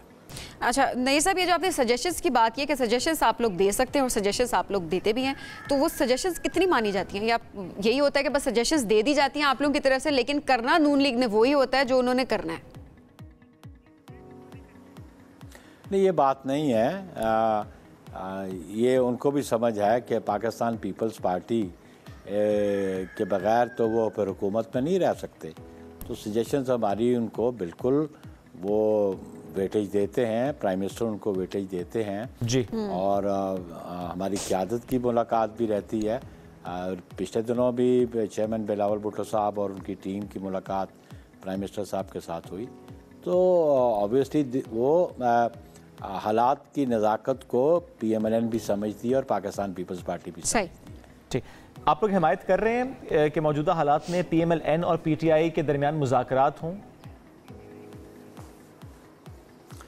देखिए जी, मेरी क़यादत तो बहुत पहले कहती थी कि मुज़ाकरात हों, और जो पॉलिटिकल लीडरशिप है ऑब्वियसली डायलॉग पे तो पाकिस्तान पीपल्स पार्टी बिलीव करती है। ठीक है, हमने बड़े मुश्किल हालात में भी डायलॉग किया अपने ओपोनेंट्स के साथ। मैं कई मरतबा मिसाल दे चुका हूँ कि 77 की मिसाल कौम के सामने है। शहीद जुल्फ़िकार अली भुट्टो ने PNA के साथ मुज़ाकरात नहीं किए, तो हम तो मुज़ाकरात करते हैं। तो अगर आप लोग हामी हैं, भुट्टो साहबा ने भी, और इस वक्त भी आप हामी हैं नैयर साहब, पीपल्स पार्टी इस वक्त अगर हामी है, नहीं बहुत अहम आप कर रहे हैं कि मुज़ाकरात, चूँकि जब भी कोई इशू होता है, डिस्प्यूट होता है, तो उसका हल ज़रा मेज़ पर होता है और बातचीत से ही मसाइल को हल किया जाना चाहिए और किए जाते हैं और आगे बढ़ा जाता है। अब अगर दोनों तरफ से PMLN और PTI की तरफ से कहा जा रहा हो कि नहीं, PTI तो कहती है कि मुज़ाकरात नहीं हो रहे हैं और PMLN की तरफ से मौक़िफ़ आता है कि हो ही नहीं सकते, वो कहते हैं कि हालात ही ऐसे नहीं कि मुज़ाकरात हो सकें, और चूँकि आप हामी हैं मुज़ाकरात के, तो क्या पीपल्स पार्टी PMLN को ये कह रही है no matter what please sit and talk? देखिए, शॉर्ट कमिंग्स बहुत साइड पे हैं, PTI में भी हैं और PMLN की भी बात है, लेकिन मैं तो वो उस बात पे बिलीव करता हूँ जो प्राइम मिनिस्टर शहबाज शरीफ साहब कहते हैं। मैं अहमियत उनकी बात को देता हूँ और उन्होंने बड़ा कैटेगोरिकली कहा है कि हम मुज़ाकरात करना चाहते हैं। मैं अहमियत देता हूँ जनाब मियाँ नवाज शरीफ साहब की बात को, जो उन्होंने 2 दिन पहले अपनी पार्टी की मीटिंग में की। लेकिन इसके साथ आप ये देखें कि PTI का कंडक्ट क्या है। वो तो एक जगह खड़े ही नहीं होते, वो ट्रस्ट डेफिसिट है। इमरान खान एक लम्हे किसी को कुछ डायरेक्शन दे के भेजता है जेल से, दूसरे लम्हे दूसरे को कुछ और देता है। वो जब मीडिया में आते हैं उनकी अपनी गुफ्तगू में तनाज़ होता है, कभी वो इजाज़त देते हैं चकजई साहब को, कभी कहते हैं कि हमने नहीं दी, कभी किसी के ज़रिए किसके खिलाफ बयान दिलवा देते हैं। तो उनकी पॉलिसीज़ में कंसिस्टेंसी नहीं है, वो तो सेम एटीट्यूड ही नज़र नहीं आता। वो तो अपने आप को माहिर समझते हैं यू टर्न का। यू टर्न सियासत में जो है, आम जिंदगी में भी इस यू टर्न को अच्छा नहीं समझा जाता कि एक बंदा वादा करे और फिर वादा खिलाफ़ी करे और फिर कहे जी मैंने यू टर्न ले लिया। वादा खिलाफ़ी को तो हमारे माशरे में कभी भी अच्छी निगाह से नहीं देखा जाता। ठीक है, और जाहिर है नैयर साहब ये वाला पॉइंट भी ठीक है कि जाहिर है आपका एटीट्यूड एक बातचीत वाला होना चाहिए कि आप ये ना कहें कि मैंने बात ही नहीं करनी पॉलिटिकल पार्टी से, तो ये वाला एटीट्यूड जाहिर है ये तो फिर मेज़ पर मामला तय नहीं होते ना। अच्छा नैयर साहब, आप मौलाना फजल रहमान साहब की भी बात कर लेते हैं, वो क्या किरदार अदा कर सकते हैं सब में, और ऑब्वियसली किया जा रहा है। हाँ, और अभी जाहिर है आसिफ अली ज़रदारी साहब की और शहबाज शरीफ साहब की मुलाकात भी उनसे हुई है, मुलाकातें हुई हैं बल्कि, तो उस हवाले से बताइएगा उनका किरदार आपको इस सब में क्या नजर आ रहा है? देखिए जी, मौलाना साहब जो है ना एक अहम सियासतदान है इस मुल्क के, और उनकी जमात ने हमेशा अपना किरदार अदा किया। मौलाना साहब भी बड़े ज़ेरिक सियासतदान हैं। मुझे उनके साथ काम करने का, हम पार्लियामेंट में इकट्ठे भी रहे तो हमने इकट्ठे काम भी किया। जो अभी मुल्की हालात हैं और जो पॉलिटिकल इश्यूज़ हैं उनको रिजॉल्व करने में जो इनिशिएटिव आसिफ अली ज़रदारी साहब ने लिया या जनाब शहबाज शरीफ साहब प्राइम मिनिस्टर साहब गए उनके पास, तो ये एक अच्छा साइन है ताकि पॉलिटिकल पर्सनालिटीज़, पॉलिटिकल लीडरशिप बैठ के इस मसले को हल करें। और मौलाना साहब इस मुल्क के एक अहम सियासतदान हैं। ठीक, बहुत शुक्रिया। नईर हुसैन बुखारी साहब साथ मौजूद थे, सीनियर रहनुमा पीपल्स पार्टी से मौजूदा सियासी सूरत-ए-हाल पर गुफ्तगू कर रहे थे। ब्रेक की तरफ जाएंगे नाज़रीन, वापस आते हैं, साथ रहिए। Welcome back. क्या पाकिस्तान मईशत के मैदान में वाकई दुरुस्त समत में जा रहा है? क्योंकि दरामदात में कमी से वसूलियों में 102 अरब रुपए खसारा रिपोर्ट हुआ है, जिसकी वजह से मिनी बजट के इम्कान बढ़ चुके हैं। रुपए की कदर भी पिछले साल की निस्बत 7% तक गिर चुकी है। मिनी बजट से दरामदात, आमदनी और खाद की कीमत मुतासर होने का खदशा है। 896 अरब रुपए के हदफ में FPR 796 अरब रुपए जमा कर सका है। इसी पर हम बात करेंगे। हमें ज्वाइन किया माहिर मईशत शकील रामे साहब। शकील साहब, बहुत शुक्रिया, कुछ स्टैट्स हमने शेयर किए, लेकिन मैं ज़रूर आपसे कमेंट लेना चाहूँगा। जो वज़ीर-ए-आज़म साहब एक बात कर रहे हैं, वो कहते हैं कि मुल्क दुरुस्त समत में चल रहा है, जो महंगाई है उसकी शरह में कमी हुई है, चीज़ें बहुत बेहतर डायरेक्शन में जा रही हैं। How do you see this? उनकी स्टेटमेंट और जो मौजूदा हालात हैं, स्टैट्स क्या बता रहे हैं? देखें, अगर तो हम रेट देखें इन्फ्लेशन का, वो तो डेफिनेटली कम हुआ है। अच्छा, मगर कहें कि महंगाई कम होगी है, ये नहीं है, क्योंकि अब जो बढ़ने की शरह थी ना, यानी कि प्राइसेस की, वो कम होती जा रही है, मगर जो प्राइसेस बढ़ चुकी हैं वो कम नहीं हुई है। आप मुझे बताएं, जो चीज़ें की, जब पेट्रोल की प्राइसेस जो थी अभी भी बड़ी हाई है, बेशक इसमें कम हुई है, मगर आप देखें जो कि प्री इन्फ्लेशन टाइम की हम बात करते हैं तो बहुत कम प्राइस अब 2000 से 200 से ऊपर है, यानी कि कितना 260 आई थिंक इतना है। अब इसको एक्चुअल हमारा जो कि टारगेट होना चाहिए, जब हम कहेंगे महंगाई कम हुई है, जब ये 200 से नीचे आए, ऐसा चीज़ों ने शुरू हो। दूसरी बात, माइशत के सही सम्मत की जब हम तयन की सम्मत की बात करते हैं तो तब होगी जब हमारा प्रोडक्शन सेक्टर है जो परफॉर्म करना शुरू करेगा। प्रोडक्शन सेक्टर क्या है? हमारी इंडस्ट्री है, हमारी एग्रीकल्चर है, हमारा बिजनेस है। अब ये देखिए, जो तीनों इंडिकेटर्स क्या हमें दे रहे हैं आउटपुट। अगर हमने एग्रीकल्चर ने हमें, यानी कि डिस्पाइट ऑल द ऑड्स, बहुत अच्छी प्रोडक्शन दी गंदम की या कपास की या दूसरी चीज़ों की, तो हमने उसके साथ क्या किया फार्मर के साथ, यानी कि उसको हमने दर दर ठोकरें खिलवाई। पहले हमने उसको यानी कि इनपुट में उसको जलील किया, बाद में हमने उसकी जो प्राइसेस थी उसको इतना डाउन कर दिया कि उस बेचारे की कास्ट ऑफ प्रोडक्शन भी पूरी नहीं हो रही। On top of that government ने बाहर से गंदम मंगवा दी। अब यही अगर सम्मत ठीक है तो मुझे समझ नहीं आता कि सम्मत ख़राब कौन सी होती है। दूसरी बात, इंडस्ट्री जो कि हम स्पेशल इकोनॉमिक जोन्स बना रहे थे, वो उसका स्टेटस कहाँ तक है? कितनी इंडस्ट्री स्टार्ट हो चुकी है, नहीं, कितने यूनिट्स लग चुके हैं, या कितनी पुरानी इंडस्ट्री जो है कि वो अपनी प्रोडक्शन को एनहेंस कर रही है, प्रोडक्टिविटी को एनहेंस कर रही है, वो हमारी एक्सपोर्ट में इजाफे का बाइस बन रही है। अगर इन सवालों के हम जवाब देखें तो हमें लगता है कि अभी सम्मत को दुरुस्त करने में देर है। उसकी वजह यह है कि हमारा जो कि फोकस है कि वो क्या कहते हैं कि जो चीज़ें हैं छोटी मोटी, उन पे फोकस नजर आता है। जो रियल इश्यूज है उसको हम अभी तक इग्नोर कर रहे हैं। अभी हम कह रहे हैं जी इंपोर्ट कम कर दो, कब तक आप इंपोर्ट बंद करेंगे? तो इस सारे सूरत हाल में शकील साहब खदशा है कि मिनी बजट आएगा, और अगर आएगा तो फिर क्या होगा?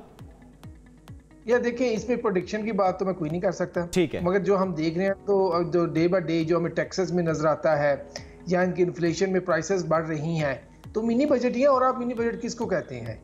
अगर आप मुसलसल आ रहे हैं, मुसलसल आ रहे हैं मिनी बजट, प्राइसेस में कम हमें चीज़ों की नजर आ रहा है ना।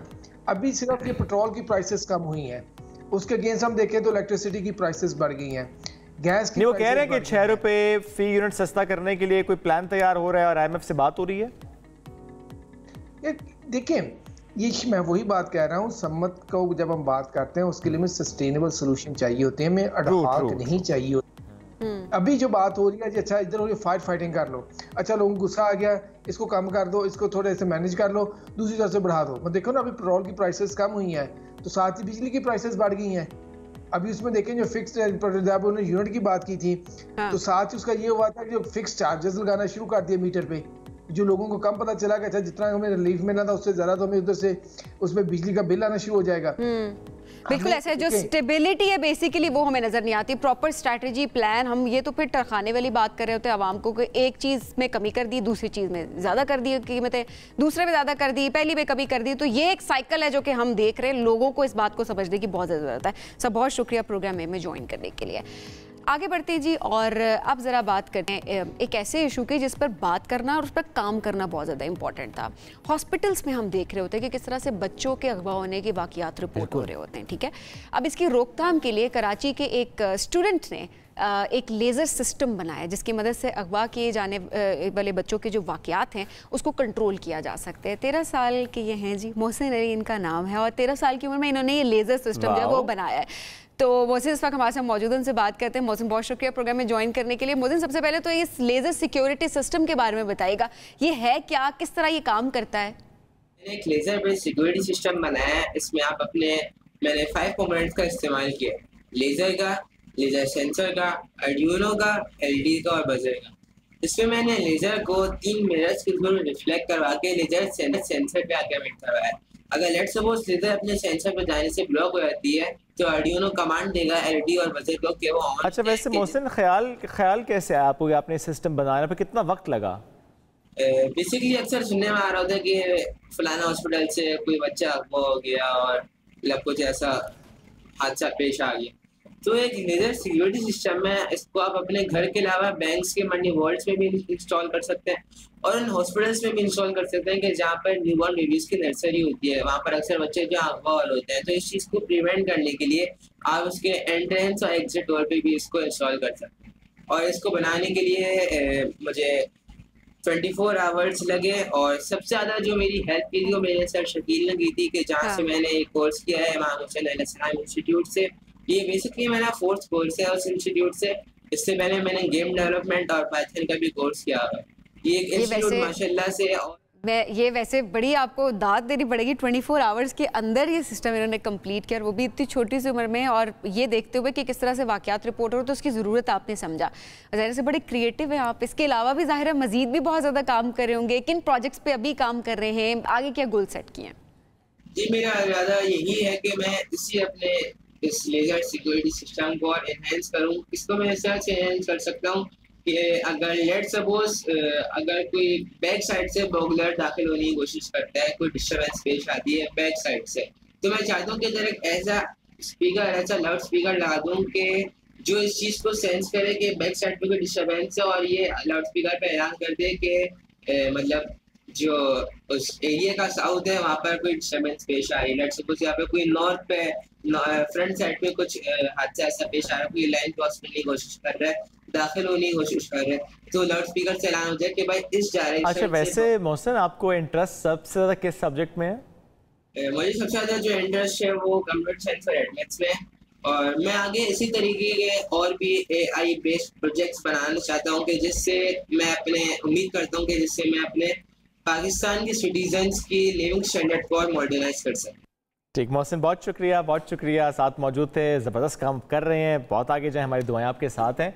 अच्छा सबीन, जब अगवा की, क्योंकि स्टोरी ऐसी थी ना कि बच्चों के अगवा में कमी आए, इसलिए हम ऐसा सिस्टम डेवलप कर रहे हैं, बच्चे ने करके भी दिखाया। लेकिन जो अगवा वाला मामलात होते हैं, ज़रा उसमें देखते हैं कि बच्चे पे एक बड़ा उसका इम्पैक्ट होता है, डर जाता है, ट्रॉमा होता है, बहुत छोटा बच्चा हो। लेकिन ख़बर एक ऐसी है, इंडिया से है ये, कि बच्चा अगवा हुआ, लेकिन जब उसे बाजियाब कराया गया, वालिदैन के पास वापस जाने लगा, तो अगवाकार को छोड़ने पर राजी नहीं था, बल्कि फूट कर रो रहा था। ये गैर मामूली सा वाक़या है। अच्छा, ये भारतीय रियासत उत्तर प्रदेश का अगवाकार इस वक्त जो हम आपको दिखा रहे हैं, जैसे उन्होंने उसके वालिद ने बच्चे को लिया गोद से, तो वो रोना शुरू हो गया, और उसके बाद वो फूट कर रोना शुरू हो गया, और उसके बाद जब उसकी वालिदा को भी उस बच्चे को उसके हवाले किया गया, तो उस वक्त भी वो बच्चा रो रहा था और पेरेंट्स के पास जाने को तैयार नहीं था। ये देखें जी, ये पेरेंट्स के हवाले करे और ये माँ के पास जाने को भी तैयार नहीं है। वो अगवाकार से, उसके किडनैपर से वो बच्चा इतना ज़्यादा अटैच हो गया, किडनैपर की आंखों में आंसू है, वो भी बहुत अटैच हो गया इस बच्चे के साथ।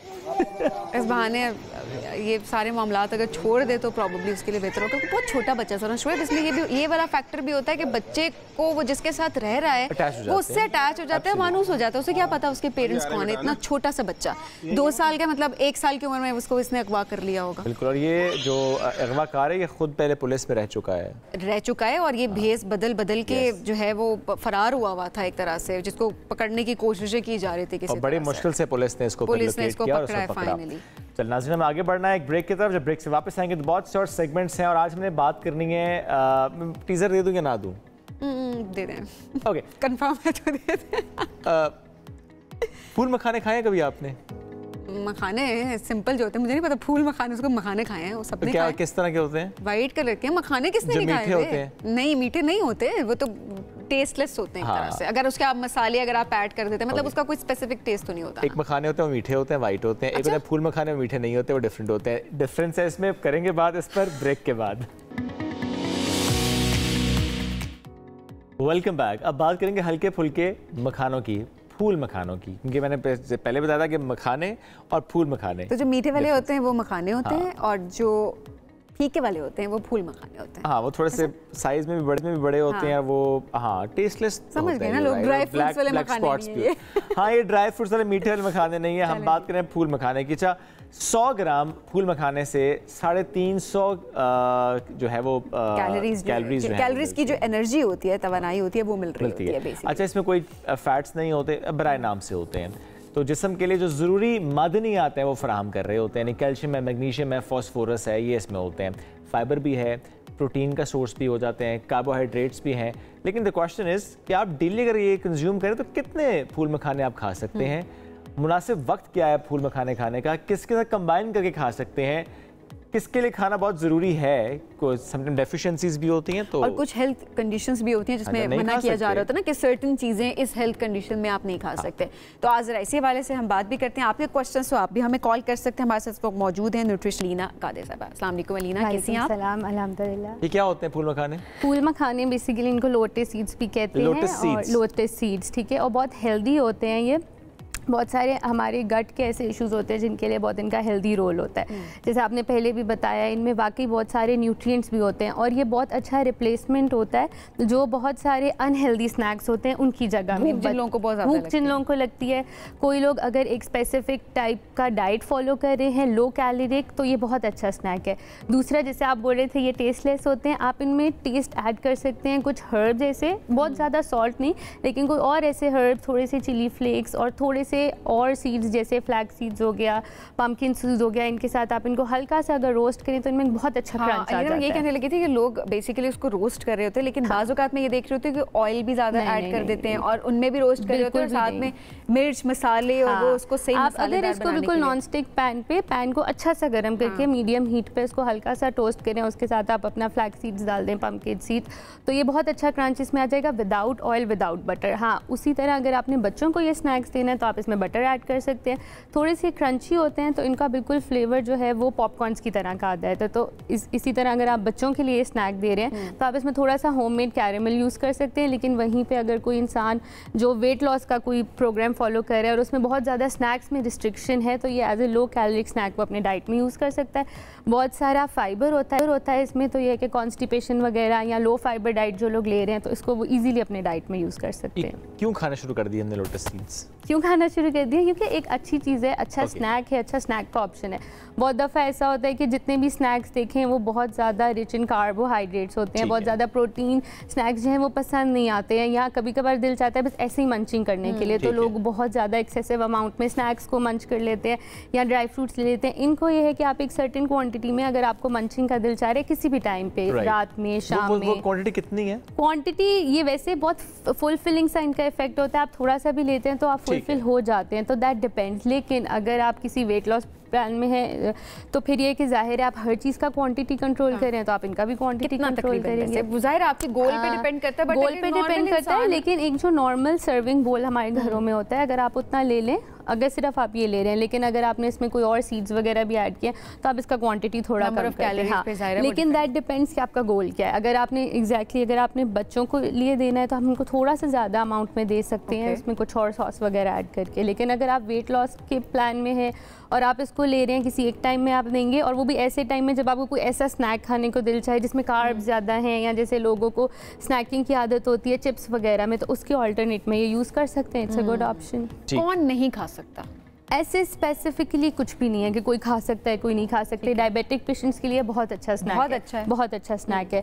अगेन उसी तरह होगा, इसको हल्का सा टोस्ट कर लेंगे और वो ले लेंगे, विदाउट सीड्स वगैरह भी वो लेना चाहे तो वो ले सकते हैं। हार्ट पेशेंट्स के लिए वो बहुत अच्छा है क्योंकि इसमें फाइबर कंटेंट बहुत अच्छा है। फाइबर कंटेंट ये होता है कि जब हम लेते हैं अपनी डाइट में तो वो और बहुत सारी चीज़ों से हमें प्रोटेक्ट कर लेता है। आपका गट हेल्थ जब सही रहता है, आपका बाकी चीज़ों, जब फाइबर अच्छा होगा बॉडी में, आपको बहुत ज़्यादा बार बार भूख भी नहीं लगेगी। तो उसको आप फिर, इसलिए आप हर तरह के लोग इसको अपनी डाइट में ले सकते हैं। नाश्ते और डिनर के अलावा खाना बेहतर है?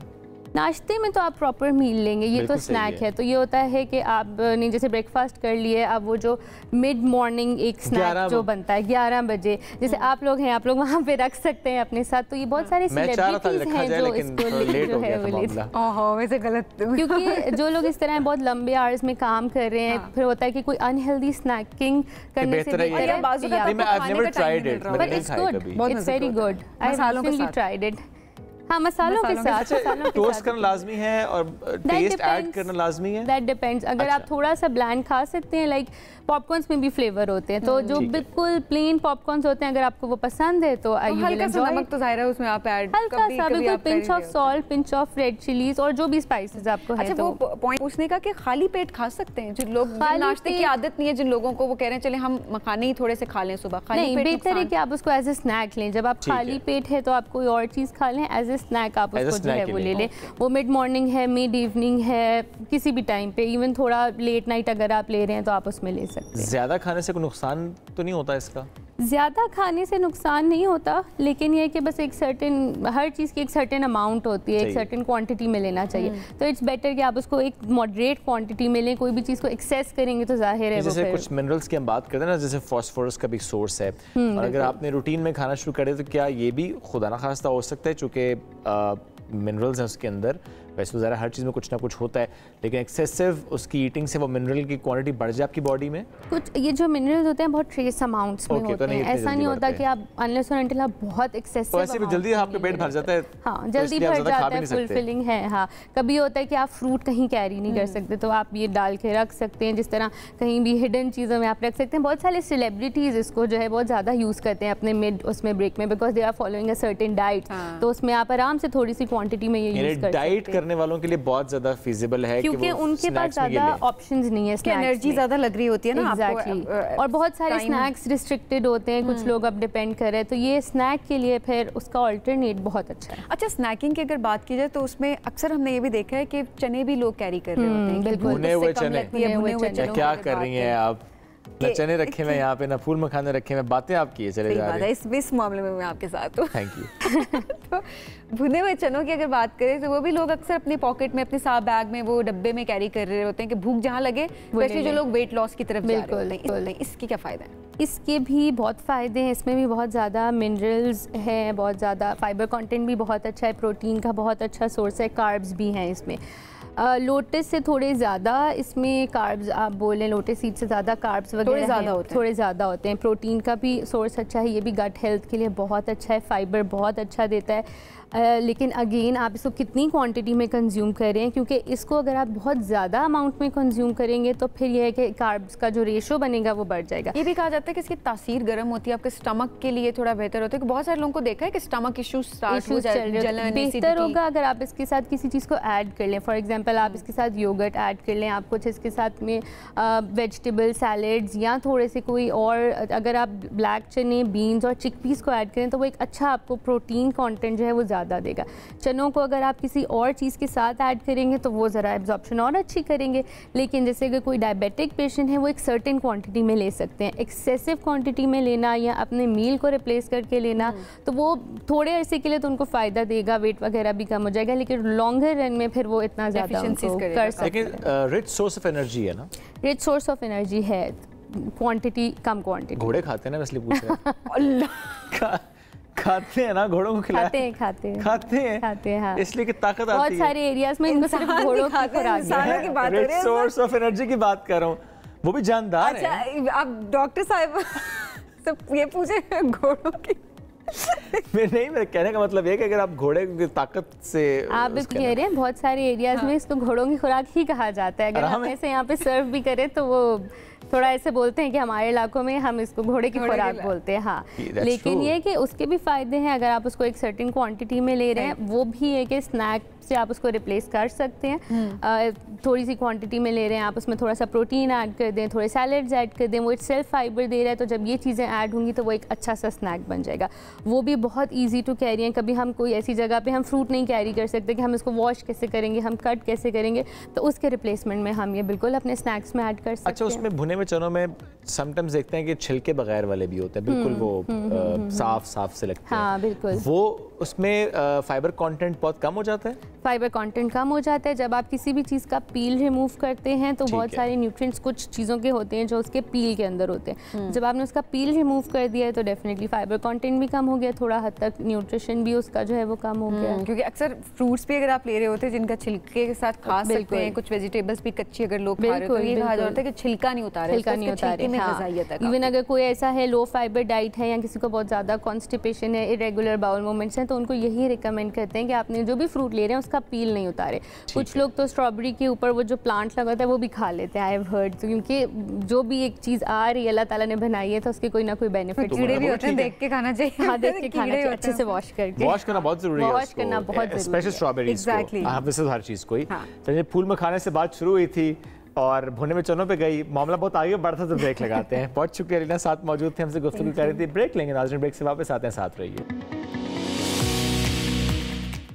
Welcome back. जब जरा बात करेंगे इम्प्रेशन के बारे में, स्पेशली फर्स्ट इम्प्रेशन के बारे में कि आप किसी भी जगह पर अगर जाते हैं तो आपका इम्प्रेशन, आप एक अच्छा इम्प्रेशन कैसे छोड़ के जा सकते हैं। आपकी बॉडी लैंग्वेज कैसी होनी चाहिए, आपकी पर्सनालिटी कैसी होनी चाहिए, आपकी कम्युनिकेशन कैसी होनी चाहिए, और उसके बाद टू बी वेरी ऑनेस्ट ये बड़ा मैटर करता है कि आपका एटीट्यूड कैसा है। सब कुछ मैटर करता है, सब कुछ मैटर करता है। तो आज जरा हम इस बारे में बात करते हैं कि आप अपनी पर्सनल लाइफ में या अपनी प्रोफेशनल लाइफ में एक अच्छा इंप्रेशन किस तरह से छोड़ के जा सकते हैं। हर रिश्ते में, चाहे एज अ फादर अपने बच्चों से गुफ्तगू के दौरान, as a spouse, as an employee, as a colleague, हर अंदाज से। इवन आप कहीं जाते हैं शॉपिंग करने के लिए या कहीं जाते हैं किसी ऐसी गैदरिंग में बैठे हुए हैं, तो क्या ऐसा करें आप कि आपकी बात में वजन लगे मुनासिब बात कर रहे हैं, समझदार बंदा बात कर रहे हैं। के लिए बात नहीं कर रहा, कोई मकसद है बात करने के पीछे। आप हमें कॉल भी कर सकते हैं, आप कोई सवाल आपके माइंड में है, हमारे साथ मौजूद हैं लाइफ कोच हैं जी इरम रिजवी सर। अस्सलाम वालेकुम। वालेकुम अस्सलाम, अल्हम्दुलिल्लाह, थैंक यू फॉर कॉलिंग। आपने कैसे सीखा? मैंने कहाँ से सीखा? मैंने ज़िंदगी से सीखा है। ओह भाई, बड़ा डीप जवाब दिया। वैसे मैंने ज़िंदगी से सीखा। तो शायरी में भी इंटरेस्ट है आपका, लगता है थोड़ा? मेरे दादा शायर होते थे, कैफ बनारसी सैयद लिंक्स लग रहे। मैंने असल में बहुत जल्दी, one of the things is बहुत जल्दी जॉब स्टार्ट कर ली थी। और एक और लकीनेस ये हुई थी कि मैं एक कंपनी में थी जहाँ पे NLP और इमोशनल इंटेलिजेंस के ट्रेनर थे। एक तो फादर ऑफ NLP उनको कहा जाता था डॉक्टर मोहम्मद तिकरीती, और एक थे डॉक्टर मेथम अल सलमान जो कि गल्फ के यंगेस्ट इमोशनल इंटेलिजेंस ट्रेनर थे। तो उनका काम ही ये था कि जब आप बैठे कुछ करें तो वो कहते थे कि थोड़ा इस तरह बैठो, थोड़ा सीधे होकर बैठो। बात करने के लिए जब आप झुक के आते थे उनके पास, सीधे खड़े होकर नोट्स लो। तो वो ये कहते थे कि हर चीज़ में कॉन्फिडेंस होना चाहिए। आपकी कितनी भी छोटा सा रोल हो, आप इंटर्न हैं, आप अभी अभी स्टार्ट कर रहे हैं, यूनिवर्सिटी से निकलें, लेकिन एटीट्यूड आपका ये होना चाहिए दैट आई नो कि क्या बात हो रही है, मैं समझ रही हूँ, मुझे आता है। तो ये नहीं होता कि ओवर कॉन्फिडेंस में और कॉन्फिडेंस में यही फ़र्क है कि कोई समझाने लगे तो आप ये कह दें कि हाँ हाँ हाँ करके, लेकिन आप एक एटीट्यूड के साथ सुने कि हाँ मुझे बात समझ आ रही है। इसके लिए बहुत ज़रूरी है आपका टोन कैसा है। जी सर वाला टोन तो नहीं है, या यस वाला है। तो लोग ये भी समझते हैं ना ओवर एफिशिएंसी का मतलब है कि मुझे काम आता है। तो असल में तो अब काम उस बंदे को आता है जो बात इंस्ट्रक्शन सही तरह सुन ले। सही है। अटेंटिव लिसनिंग करे, एक्टिव लिसनिंग होनी चाहिए। बात जो समझना है उसको कॉन्फिडेंटली पूछें कि आप शायद थोड़ा ज़्यादा तेज़ बोल गए, आप दोबारा बोलेंगे लेकिन थोड़ा ब्रेक डाउन कर दें। तो एक तरीके से बोलें। अब इसी चीज़ को मैं कहूँ ये क्या बोल रहा है, मुझे बात ही नहीं समझ आ रही तुम्हारी, तो इवन एज अ लीडर या इवन एज अ कलीग आप अपना वो लूज़ कर जाते हैं इंप्रेशन, अगर आप इस तरह करें। सो फर्स्ट इंप्रेशन या फिर अच्छा इंप्रेशन डालना इसी चीज़ पे आता है कि कितने अच्छा आप सुनते हैं, समझते हैं, प्रोसेस कर रहे हैं, उसको रिस्पॉन्ड कर रहे हैं। यस। अच्छा ज़रा, ये तो कंटिन्यूस प्रोसेस है ना, ज़रा हम सिर्फ फर्स्ट इंप्रेशन की बात नहीं कर रहे।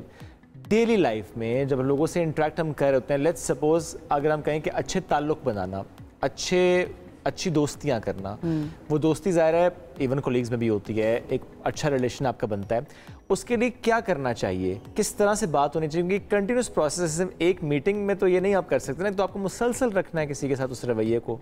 आपने नोट किया होगा कि जब मर्द घर पहुंचते हैं या जब औरतें हमारी जब जॉब करती हैं, specially customer facing and all, घर पहुंचते हैं तो वो एग्जॉस्टेड होते हैं बहुत ज़्यादा। और एक जुमला हम बड़ा सुनते हैं जो कि हमें अवॉइड करना चाहिए, लेकिन हम कहते हैं यार आज बहुत लोगों से मेरी मुलाकात हुई, आज बहुत नेटवर्किंग किया, मुझसे घर पे थोड़ी देर बात ना करो। द रीज़न इज़ कि हम वाकई एक पुट ऑन करते हैं, हम लोगों से डीलिंग करने में पुट ऑन करते हैं। अफसोस ये है कि हम घर पे नहीं कंटिन्यू करते।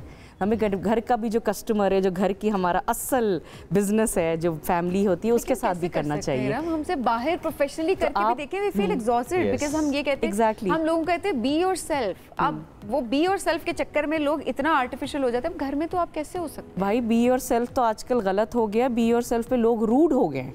मैं तो आजकल ये देख रही हूँ कि भाई I am being my self, किसी को बदतमीजी से जवाब दे देना या कोई चीज़ नहीं पसंद है, कुछ आ गया, मुझे तो मैं तो नहीं धोखा करती, मैं तो दोगलापन नहीं करती, मुझे जो नहीं पसंद है मैं कह देती हूँ। इसको बी योर सेल्फ कह रहे हैं असल में। It's going extreme. हमारा प्रॉब्लम ही यही है, हम एम्पैथेटिक होते हैं, उधर भी एक्सट्रीम चले जाते हैं, जो जिसे कहते हैं इतना स्वीट होना कि सब दबा दें।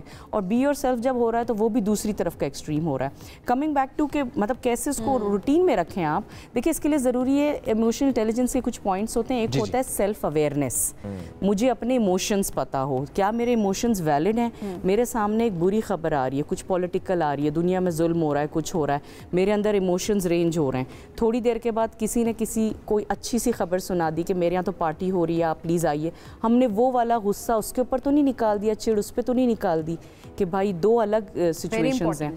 जो कि हमारे साथ हुआ है अभी रिसेंटली, जो कुछ हो रहा था हमारे आगे पीछे और अभी तक हो रहा है कि हम दुनिया की जो जुल्मात और जो चीज़ें हो रही हैं वो हमने अपने ऑफिस में निकाला है कि यार वहाँ पे तो ये जुल्म हो रहा है, तुम यहाँ पे सेवर मंगवा रहे हो, खाने खा रहे हो, यूँ कर रहे हो, लोगों ने किया इस तरह। इसका मतलब हम सेल्फ अवेयरनेस पे नहीं है, हम मिक्स कर रहे हैं चीज़ें। घर में सुबह के वक्त कॉफ़ी गिर गई थी, बच्चे को डांट दिया, वापस गाड़ी में आके बैठे ड्राइवर को डांट दिया, ऑफिस में आए तो जो चाय वाला था वो थोड़ा लेट हो गया, उसको डांट दिया। तो ये जो चीज़ें इसलिए होती है कि सेल्फ अवेयरनेस नहीं है, इमोशन हम कैरी कर रहे हैं। बिल्कुल, कॉफ़ी गिर गई तो आप उस वक्त बोले कोई बात नहीं बेटा, जाके शर्ट चेंज करें, उसको खुदाफिज करें, अच्छे से दिन गुजारें। लेकिन वो रेपलिंग इफेक्ट आता है, वो स्नोबॉल इफेक्ट होता है ना, बड़ा होता जा रहा है, बड़ा होता जा रहा है। तो हम क्या करते हैं, हम हर चीज़ को लपेटे में ले लेते हैं। कितनी बार हुआ है कि स्कूल में जब हमारी टीचर गुस्सा करती थी तो हम कहते थे कि, या सर होते थे कहते थे कि लगता है घर से बेगम से डांट खा कर आ रहे हैं। हमें बचपन से ये चीज़ पता है क्योंकि हम अपने पेरेंट्स को देखते हैं कि कहीं झगड़ा होता है वो बच्चों पे निकाल देते हैं। सो इसका मतलब कि जो इम्प्रेशन वाली चीज़ है ये सिर्फ एक मोमेंट नहीं है, ये एक हैबिट होनी चाहिए और हर चीज़ हैबिट बन सकती है।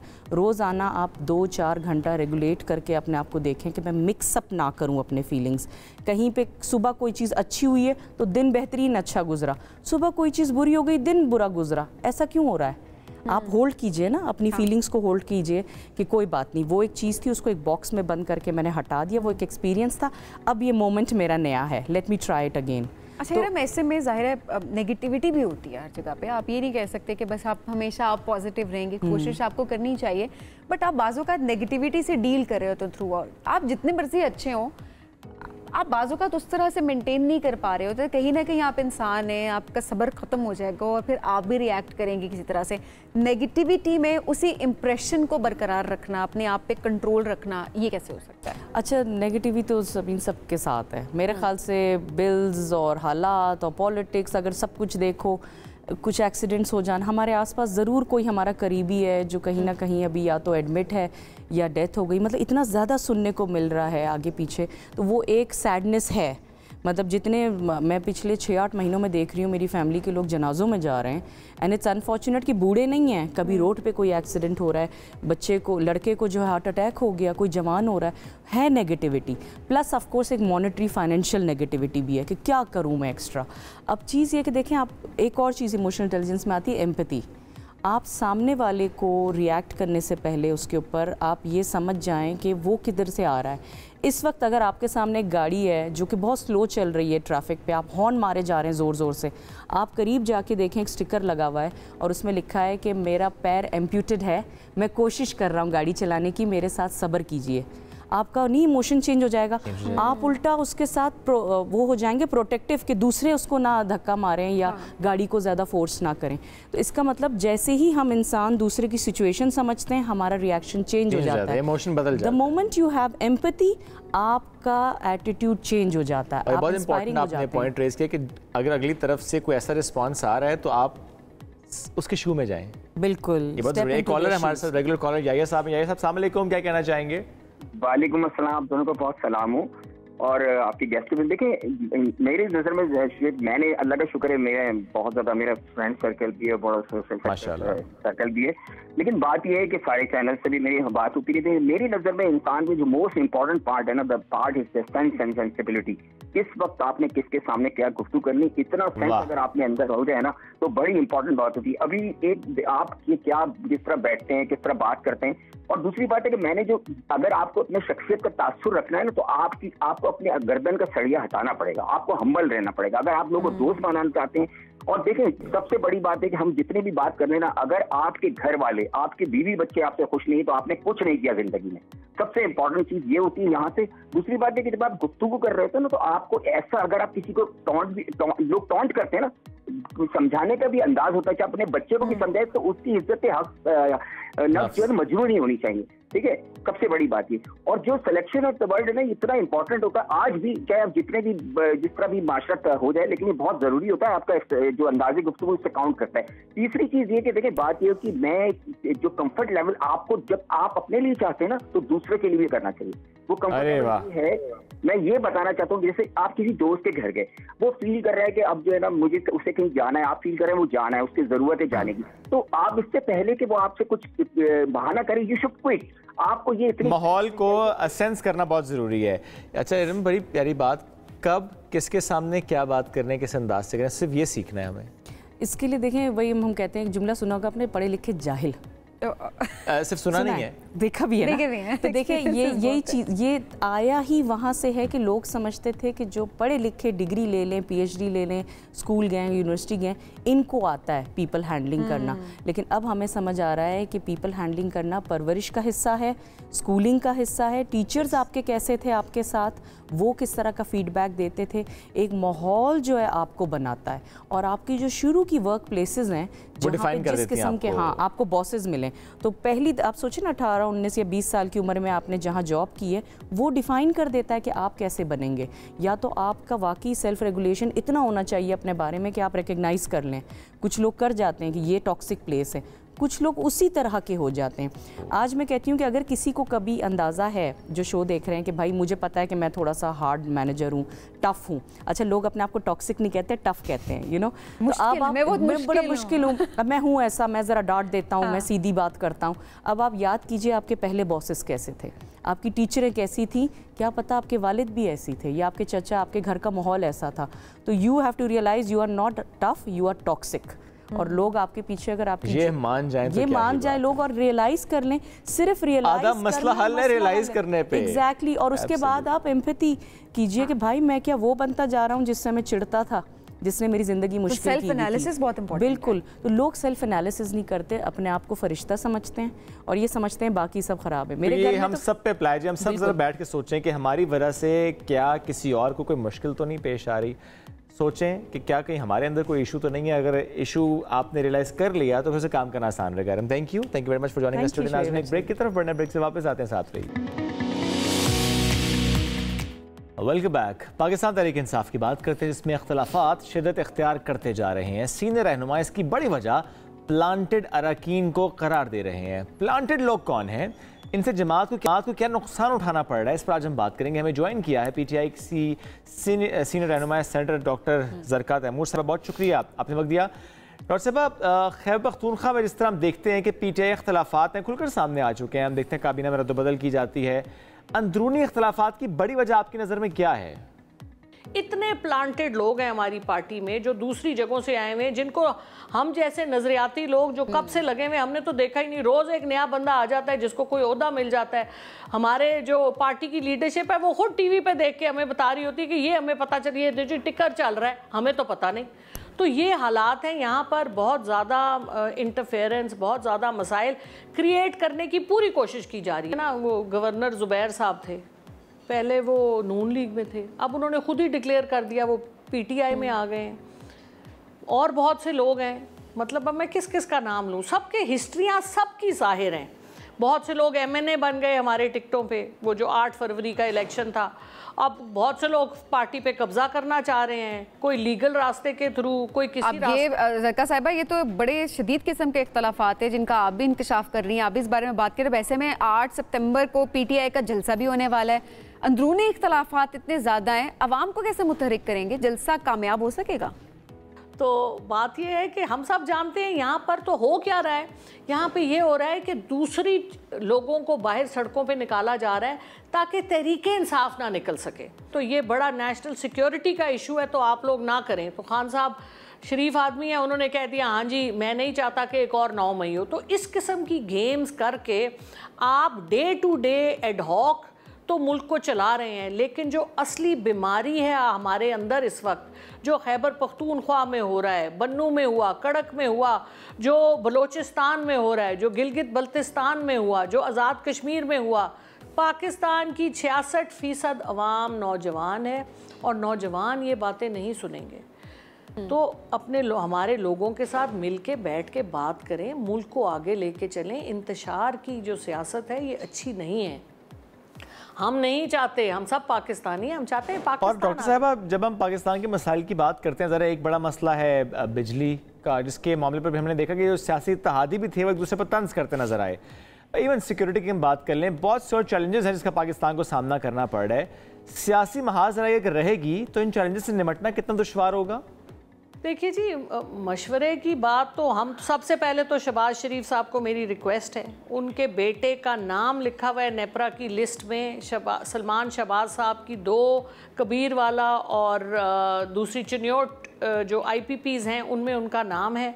और क्योंकि अरबों रुपए जा रहे हैं पर ईयर एक IPP को, और हम ये भी जानते हैं कि हुकूमत IPPs को पैसे भी देती है, कैपेसिटी चार्जेस के, फ्यूल के पैसे भी अलग देती है, और उनके लोन भी उनके वापस चुका रही है। तो यानी सारी IPP को एक्चुअली हुकूमत पाकिस्तान ओन करती है, क्योंकि सारे पैसे वो दे रही है, लेकिन कॉन्ट्रैक्ट में नाम जैद बकर का लिखा है जिनको वो सारे पैसे जाते हैं। तो ये तो सरासर एक बहुत बड़ा फ्रॉड है पाकिस्तान की आवाम के साथ, जिसको कि 1.5 रुपए का यूनिट पड़ता है हाइड्रो इलेक्ट्रिक पावर, 2.5 रुपए का पड़ता है कोल के थ्रू।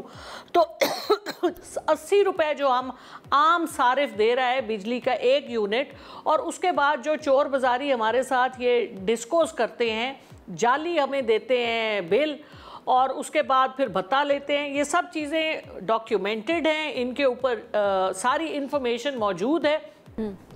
तो सबसे पहले तो मेरी ऑनरेबल प्राइम मिनिस्टर साहब शहबाज शरीफ साहब से रिक्वेस्ट है कि या तो वो ये अपने IPPs को बंद करें। अच्छा डॉक्टर साहब, ये सारे सियासी मामलात तो और अवाम के मसाइल अपनी जगह पे, अब ज़रा आपका कमेंट लेना चाहूँगी खेलों के हवाले से भी। अब खेलों की 44 फेडरेशन हैं जिन्हें हुकूमत फंड करती है, लेकिन ओवरऑल अगर देखा जाए तो अकाउंटेबिलिटी किसी लेवल पे नहीं है। इस हवाले से कोई एक्शन लिया जा रहा है? मैं डेवोल्यूशन कमेटी की चेयरपर्सन हूँ और मैं इसी एजेंडे पे काम कर रही हूँ, क्योंकि IPC जिसके अंडर करंटली ये 44 फेडरेशंस आती हैं, इंटर प्रोविंशियल कोऑर्डिनेशन की मिनिस्ट्री है, जो कि ना तीतर है ना बटेर है। तो ना तो वो इनको अकाउंटेबल कर रहे हैं, वो अपना काम तो करते हो गए। बहरहाल स्पोर्ट्स, पाकिस्तान स्पोर्ट्स बोर्ड के अंदर आती हैं ये फेडरेशंस, लेकिन एक यहाँ पर तो मसाइल इतने गंभीर हैं कि मैं आपको क्या एक मसला बताऊं। लेकिन इतना मैं ज़रूर कह सकती हूँ कि हमने अपनी कमेटी में इनको अकाउंटेबल किया है। हमने, क्योंकि एज सेनेटर्स हमारा काम है गवर्नमेंट ओवरसाइट कि हुकूमत क्या कर रही है और उसकी पूछगिछ। तो वो हम कर रहे हैं। हमने उनसे कहा है कि आप 44 फेडरेशंस की हमें डिटेल्स दें, उनके हेड्स कौन हैं और कितने अरसे से हैं और उन्होंने अब तक क्या डिलीवर किया है। तो ये जब ये सवाल हमने उनसे पूछे और आप उसके आगे मजाक ये होता है कि वो लोग हमारे सवालों का जवाब नहीं देते, लेकिन हम ड्यू प्रोसेस के थ्रू जाके उनसे अब अगर वो नहीं देते तो फिर हमारे पास प्रिविलेज होती है जो फिर हम उन ऑफिसर्स के खिलाफ लेके आते हैं, जिससे कि सब डरते हैं क्योंकि प्रिविलेज के सेनेट की प्रिविलेज के थ्रू उनकी जॉब तक जा सकती है। और ज़का साहिबा, जो पीसीबी की कारकर्दगी है और जो क्रिकेट की ज़ब-ए-हाली है हम सबके सामने है, मौजूदा सूरत हाल में किस तरह बेहतरी की गुंजाइश दिखाई देती है आपको?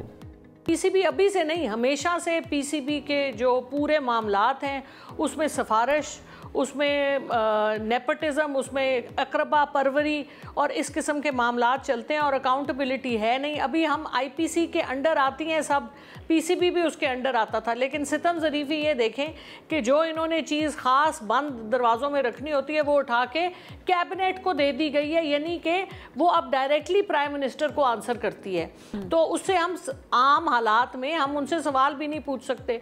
अब हमारी कोशिश ये है कि हम प्राइम मिनिस्टर और जो कैबिनेट डिवीज़न है उनसे हम रिक्वेस्ट करेंगे कि हमें इसके फैक्ट्स दिए जाएं, क्योंकि ये जो तकर्रियाँ हुई हैं उसमें सुनने में आया, मुझे पता तो है नहीं, लेकिन हम तो सिर्फ कारकर्दगी देख रहे हैं कि मैदान में क्या कारकर्दगी है, किस तरह से हमारे प्लेयर्स के ऊपर एलिगेशंस लगती हैं बुक कीपिंग की, और बाकी आपको पता है सारा पैसे से लेन देन की सारी कहानियाँ हैं। तो ये बहुत अफसोसनाक है और इसके ऊपर अकाउंटेबिलिटी होनी चाहिए। सिर्फ टीवी पे आप और मैं बात करके काम नहीं ख़त्म हो सकता, इस पे हमें हार्ड फैक्ट्स। बिल्कुल ऐसा ही है कि सिर्फ बात करना हल नहीं है, बल्कि अकाउंटेबिलिटी बहुत इंपॉर्टेंट। डॉक्टर ज़का, बहुत शुक्रिया प्रोग्राम में ज्वाइन करने के लिए। नाज़रीन, हम बढ़ेंगे एक ब्रेक की जानिब, stay with us. Welcome back जी। अब आपकी मुलाकात करवाने जा रहे हैं हम ऐसी बाहिम्मत बासलाहियत बहनों से जो गिलगित बल्तिस्तान की पहाड़ियों से निकलकर ताइक्वांडो की दुनिया में अपनी एक मुनफरिद पहचान बना चुकी हैं।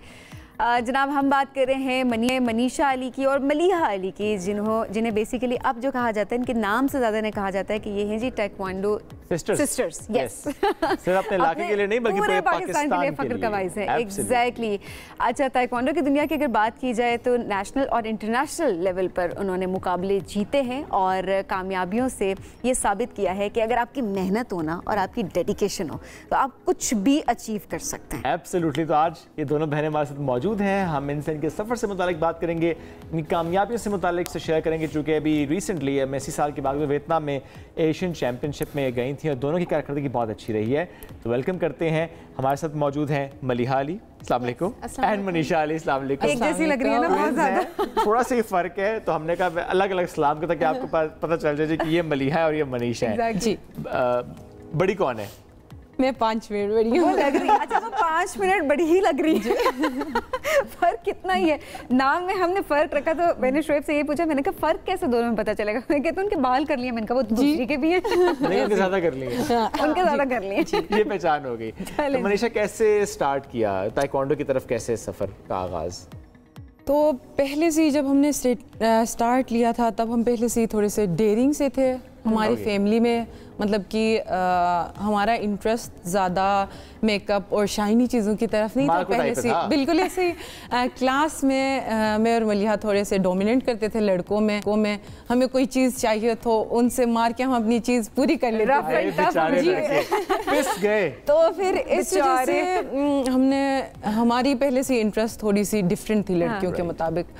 तो फिर हमारी फैमिली को भी पता चला, हमारे बड़े भाई जो कि शहीद हुए हैं 2010 में, उनकी बहुत ही ज़्यादा इंटरेस्ट था कि मेरी बहनें आगे मार्शल आर्ट फील्ड में जाएं। तो फिर हमने इसी तरह हमने आगे 2015 में जब हमने स्टार्ट किया तो सोसाइटी में इतना इजी नहीं था कि मेल डोमिनेंट स्पोर्ट्स में compete करना, और लड़कियां और हमारी अपनी लोग एक्सेप्ट नहीं कर रहे थे कि किस तरह एक मेल डोमिनेंट फील्ड स्पोर्ट्स में जाएंगी लड़कियां और लड़कों के साथ किस तरह ट्रेनिंग करेंगी। तो शुरू में हमें बहुत मसला हुआ अपनी फैमिली को एक्सेप्ट कराने में कि हम लोग मार्शल आर्ट में जाएंगे, लड़कों के साथ compete करेंगे, तो इट्स नॉट ईजी जॉब। फिर इसके बाद हम लोग 2016 में फर्स्ट नेशनल खेला था हमने गिलगित बल्तिस्तान की तरफ से, मैं और मलिहा ने, और अल्हम्दुलिल्लाह तब हमें इवन हम लोग ग्राउंड में ट्रेनिंग करते थे, हमें मेट का भी नहीं पता था। ताइक्वांडो का स्पेसिफिक मेट होता है और हम सिमिट पे ट्रेनिंग करते थे उधर हुंजा में। तो हम जब इधर आए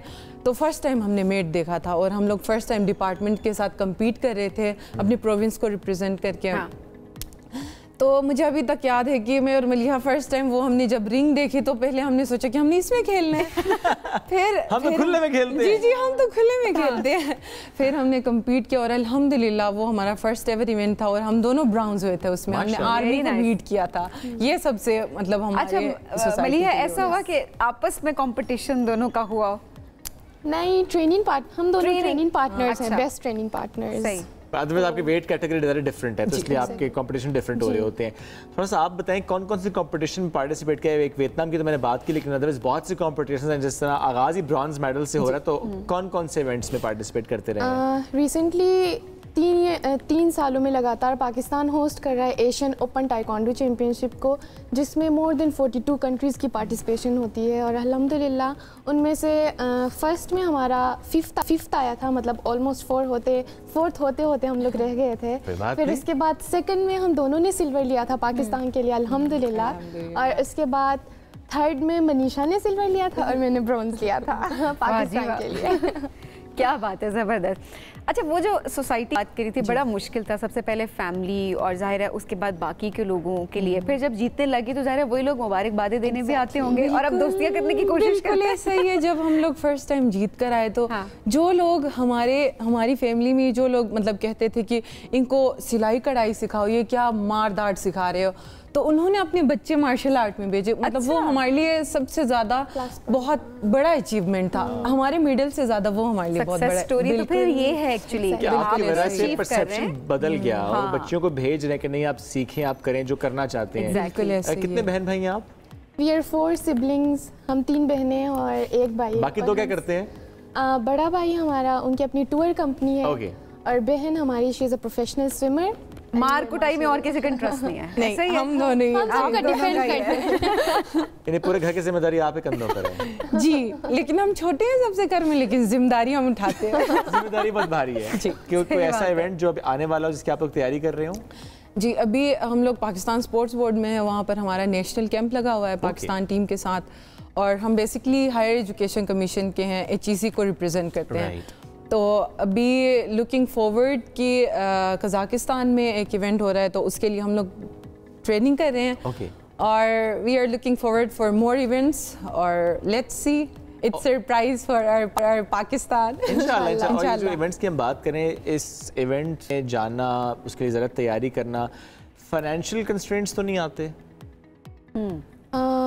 सबसे पहले तो वी आर सो ब्लेस्ड कि हम लोग HEC को रिप्रेजेंट करते हैं। HEC हमारे स्टडीज़ के साथ साथ हमारी जो पूरा स्पॉन्सर होता है इवेंट का, वो HEC करता है। तो हुकूमत ही कर रही है ना? एग्जैक्टली, इनडायरेक्टली हुकूमत ही कर रही है। ये कितनी अच्छी बात है। नॉर्मली हम ये सुनते हैं अपने एथलीट से, नहीं जी कोई सपोर्ट नहीं कर रहा, हुकूमत कुछ नहीं कर रही, फेडरेशन कुछ नहीं कर रही, स्पॉन्सर नहीं है, but there you go, HEC means government is doing that। जो बेचारे कह रहे होंगे वो कह रहे होंगे ना। नहीं, मेरा कहने का मतलब ये है कि it's good thing कि पॉजिटिविटी भी आपको दिखानी चाहिए। स्पॉन्सर्स हैं, सपोर्ट भी हो रहा है। एग्जैक्टली। जी, हम ये तो बिल्कुल नहीं कह रहे कि जो कहता है कि नहीं है तो उसको शॉर्ट कमिंग से देखिए शोएब, वही वाली आपकी बात के शॉर्ट कमिंग से ठीक है, उनको पूरा करना भी जरूरी है कि उनको आप ओवरकम कर। एट द सेम टाइम जहां पर पॉजिटिविटी है वो पॉजिटिविटी दिखानी बहुत जरूरी है, बहुत इंपॉर्टेंट है एट द सेम टाइम।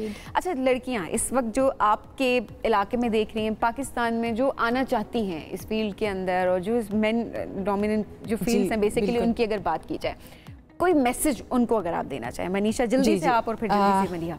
मेरी तरफ से पूरे यूथ को, पाकिस्तान के पूरे यूथ को ये मैसेज है कि ट्रस्ट योरसेल्फ, और सबसे ज़्यादा मैं पेरेंट्स को रिक्वेस्ट करना चाहूँगी कि अपने बच्चों को सपोर्ट करें। Parents support matters a lot. आज हम यहाँ पर हैं तो हम अपने पेरेंट्स की वजह से हैं, फिर हमारी सोसाइटी की वजह से हैं। तो डू सपोर्ट योर किड्स। और एक और बात, मेक मिस्टेक्स, एवरीवन, गलती करने से ना घबराएं, गलती करें तो उसको सुधारें और कीप गोइंग। आपने उनके ऐसे कभी बता दिया। Thank you so much for joining us today. दोबारा मुलाकात कल करेंगे। अल्लाह हाफिज़।